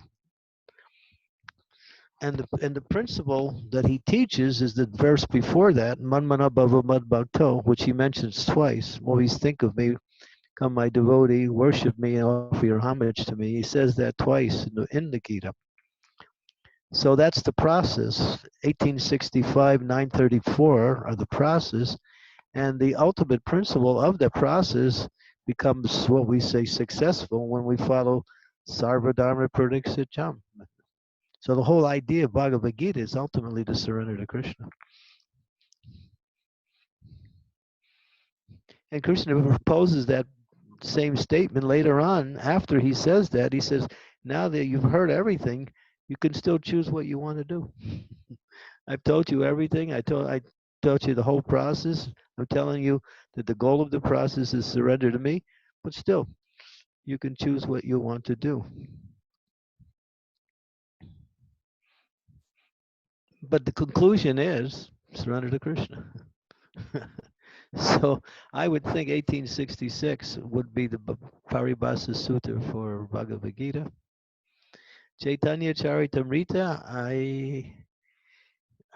I can't think of one offhand, but I can think of, you know, the essence of Chaitanya Charitamrita is to teach the relationship between the living entity and the Supreme Lord through the process of pure devotional service.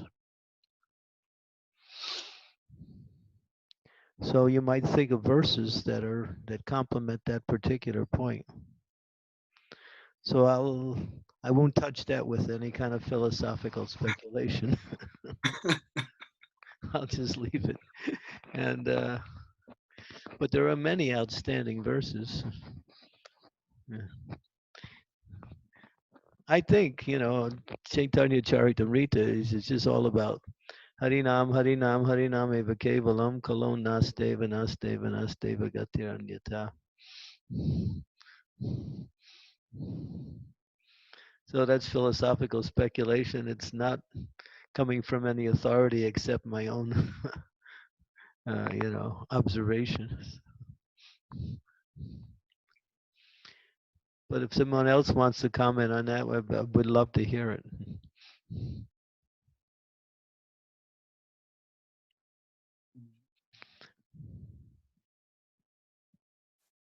I'm thinking if there's no other commentary, should we maybe take one last question and then bring it to a close? I also don't want to take people over time. That question was from our... Hare Krishna? Hare Krishna? Yes, you cut out. Could you repeat that, please? That question was from... That question was from our resident monk, Jankinath Das. Ah, okay. Okay. I'll just actually say something very quickly. One devotee sent me a message and said that acharyas say that the Paribhasa Sutra of Chaitanya Charitamrita is CC 114 because it describes the internal reason for Mahaprabhu's advent, i.e. giving the gift of Sri Radha's Mahabhav, Madhurya Prem, and the beautiful service of Sri Radha as her confidential maidservant. So someone just sent me that message. We'll take one last question then, because we're mindful of the time. Unless we're okay, we can do 5-10 minutes more if that's okay with you, Bhuta Bhavana. Sure, yes. Okay, so the next question is, Hare Krishna Prabhu, I enjoy serving my deities at home, listening and singing to bhajans and listening to Krishna Katha. I know this isn't enough in devotional service, but by doing this, I can sustain my bhakti. Should I be doing more? That's a conversation you should have with those with the devotees who you take guidance from, because they will be able to give an instruction based upon your specific circumstance or situation. So it's not so easy to give a very specific question, a specific answer when it's around a person's specific context without knowing what's going on in their life, what their situation is. So I think, first of all, the desire to do more, that's always healthy. The desire to want to do more service, to please the Lord more, that's fantastic. And also, there's nothing wrong with acknowledging that you are doing service. That's good. That's the goal of our life, to serve the Lord. But I would advise you, and if you don't, you should have people who are around you, who are further along the path, who can give guidance on, okay, now you can improve this way, or now you can expand it like this. So I think it requires personalized guidance in order to really understand how to apply this desire to do more in my specific context. So we talked about this earlier. The map of reality is a Srimad Bhagavatam, but it's how to apply that map accurately to our specific life, and that requires guidance. So I think that would be all I would say to that, unless anyone else wants to add something, Marj, Vishaka Mataji, Sundarananda, or others.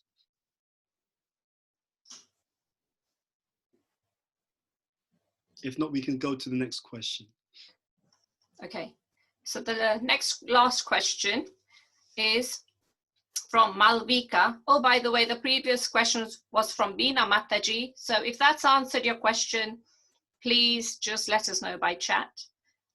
The next question is from Malvika Mataji.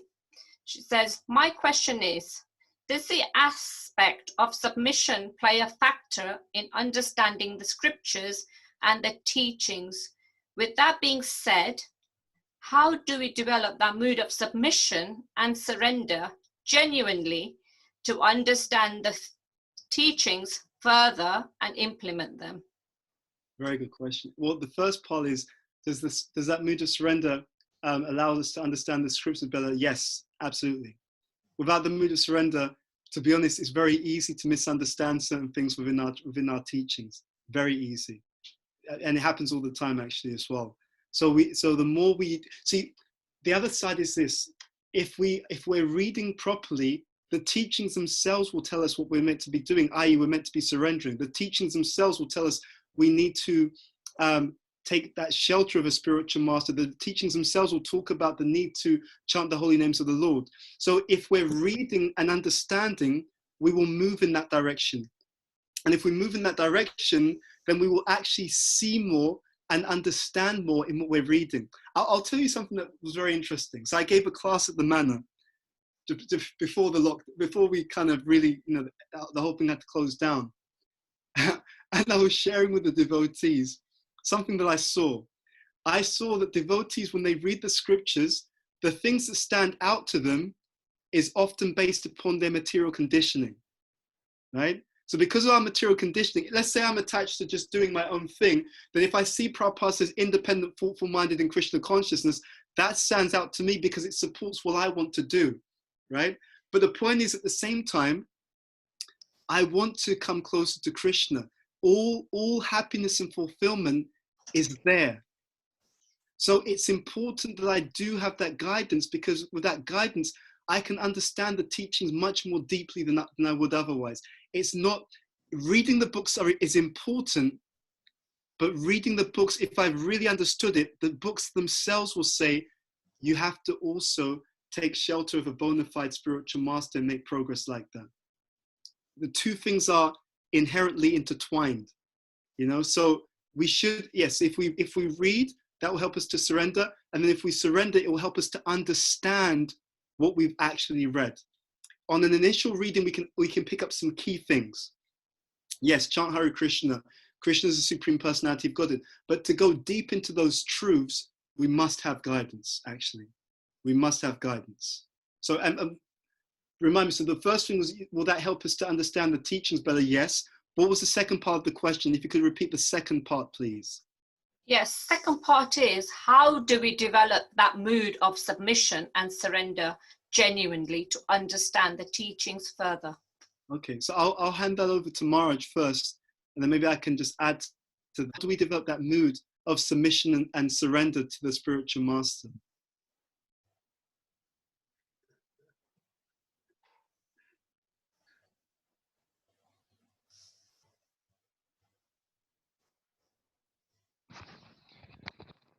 Well, it takes faith, and if we have faith in Krishna and we have faith in Krishna's pure devotee, then Yasya Devi Para Bhaktir Tata Devi Tata Guru Tasyarta Kartitam Yatam Prakasanatma Mahatmanaha.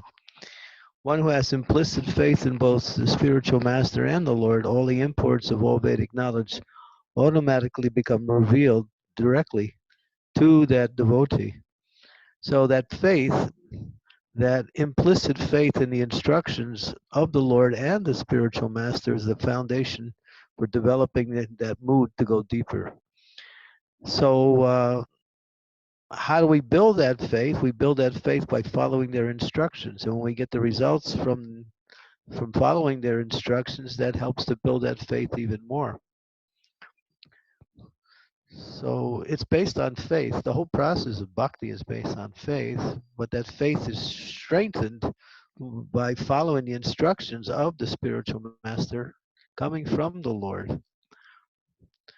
And so when we make that our life and soul, when we make that our focus in everything we do, we make that the direction that we want to go in. And so if we have less than 100% faith in the spiritual master, then we won't be able to, remain enthusiastic in devotional service. We have to have that complete faith. So whatever the spiritual master says and whatever he ordains for our advancement in Krishna consciousness is guaranteed to happen as long as I can follow it.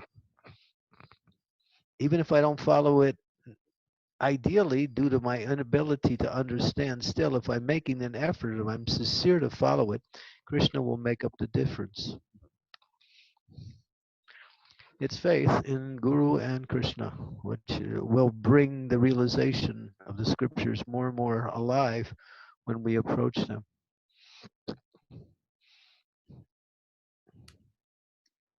Thank you for that, Maharaj. Is there anyone else who wants to add to that? Or if not, we will take any other questions. I would think it'd be nice if you said something in relationship to that. I just gave the preliminary, so. So I think you answered very beautifully, Maharaj. The only thing I would add, well, not even add, I would emphasize. So it's also the building of a relationship. So all I've seen is that as we make sincere inquiries, as we receive that direction and as we apply it, it starts to have a transformative effect in our lives. We start to practically see how, by that interaction with those advanced seniors, by that interaction, we developed. We had a deeper understanding, a deeper insight. And as we said before, faith breeds faith. Bhakti breeds bhakti. So as we make some initial attempt to inquire, understand, and apply, it has such a powerful effect if we've done it properly. We've done it with the proper submission to the proper person. We start to see that it does yield all kinds of amazing consequences. And that becomes a foundation for us to be more in that mood of inquiry and surrender. And that brings even more blessings and advancement. So there's something also organic about that process if we do it wisely. And I would also emphasize, it's very important to have the right motive as well. As we're approaching people, as we're trying to understand, it should be the right motive. And so the motive is important. And also we do it based upon Shastra. So we have the right understanding about what to do and how to interact with devotees. That's the first thing. Understanding is there. Second, we have the right motive. It's not because I want to get something material. I'm trying to understand Krishna. I remember there was one lecture that Bhakti Tirtha Maharaj gave, and he made that point. He said, you know, Krishna is in the heart. So if you have a sincere desire to progress, and you're approaching with that sincere desire, and you've read and tried to understand properly, you haven't been lazy in that sense, then there's no question that Krishna will not help, because he wants us to come back to him even more than we want to come back ourselves. So it's a question of doing our part properly. So we've tried to understand how to go about the process. We're sincere in our desire to make progress and come closer to Krishna. And then on that basis, we reach out and we try to submissively inquire and apply what we've learned. And that whole cycle then builds upon itself. I hope that helps or answers the question.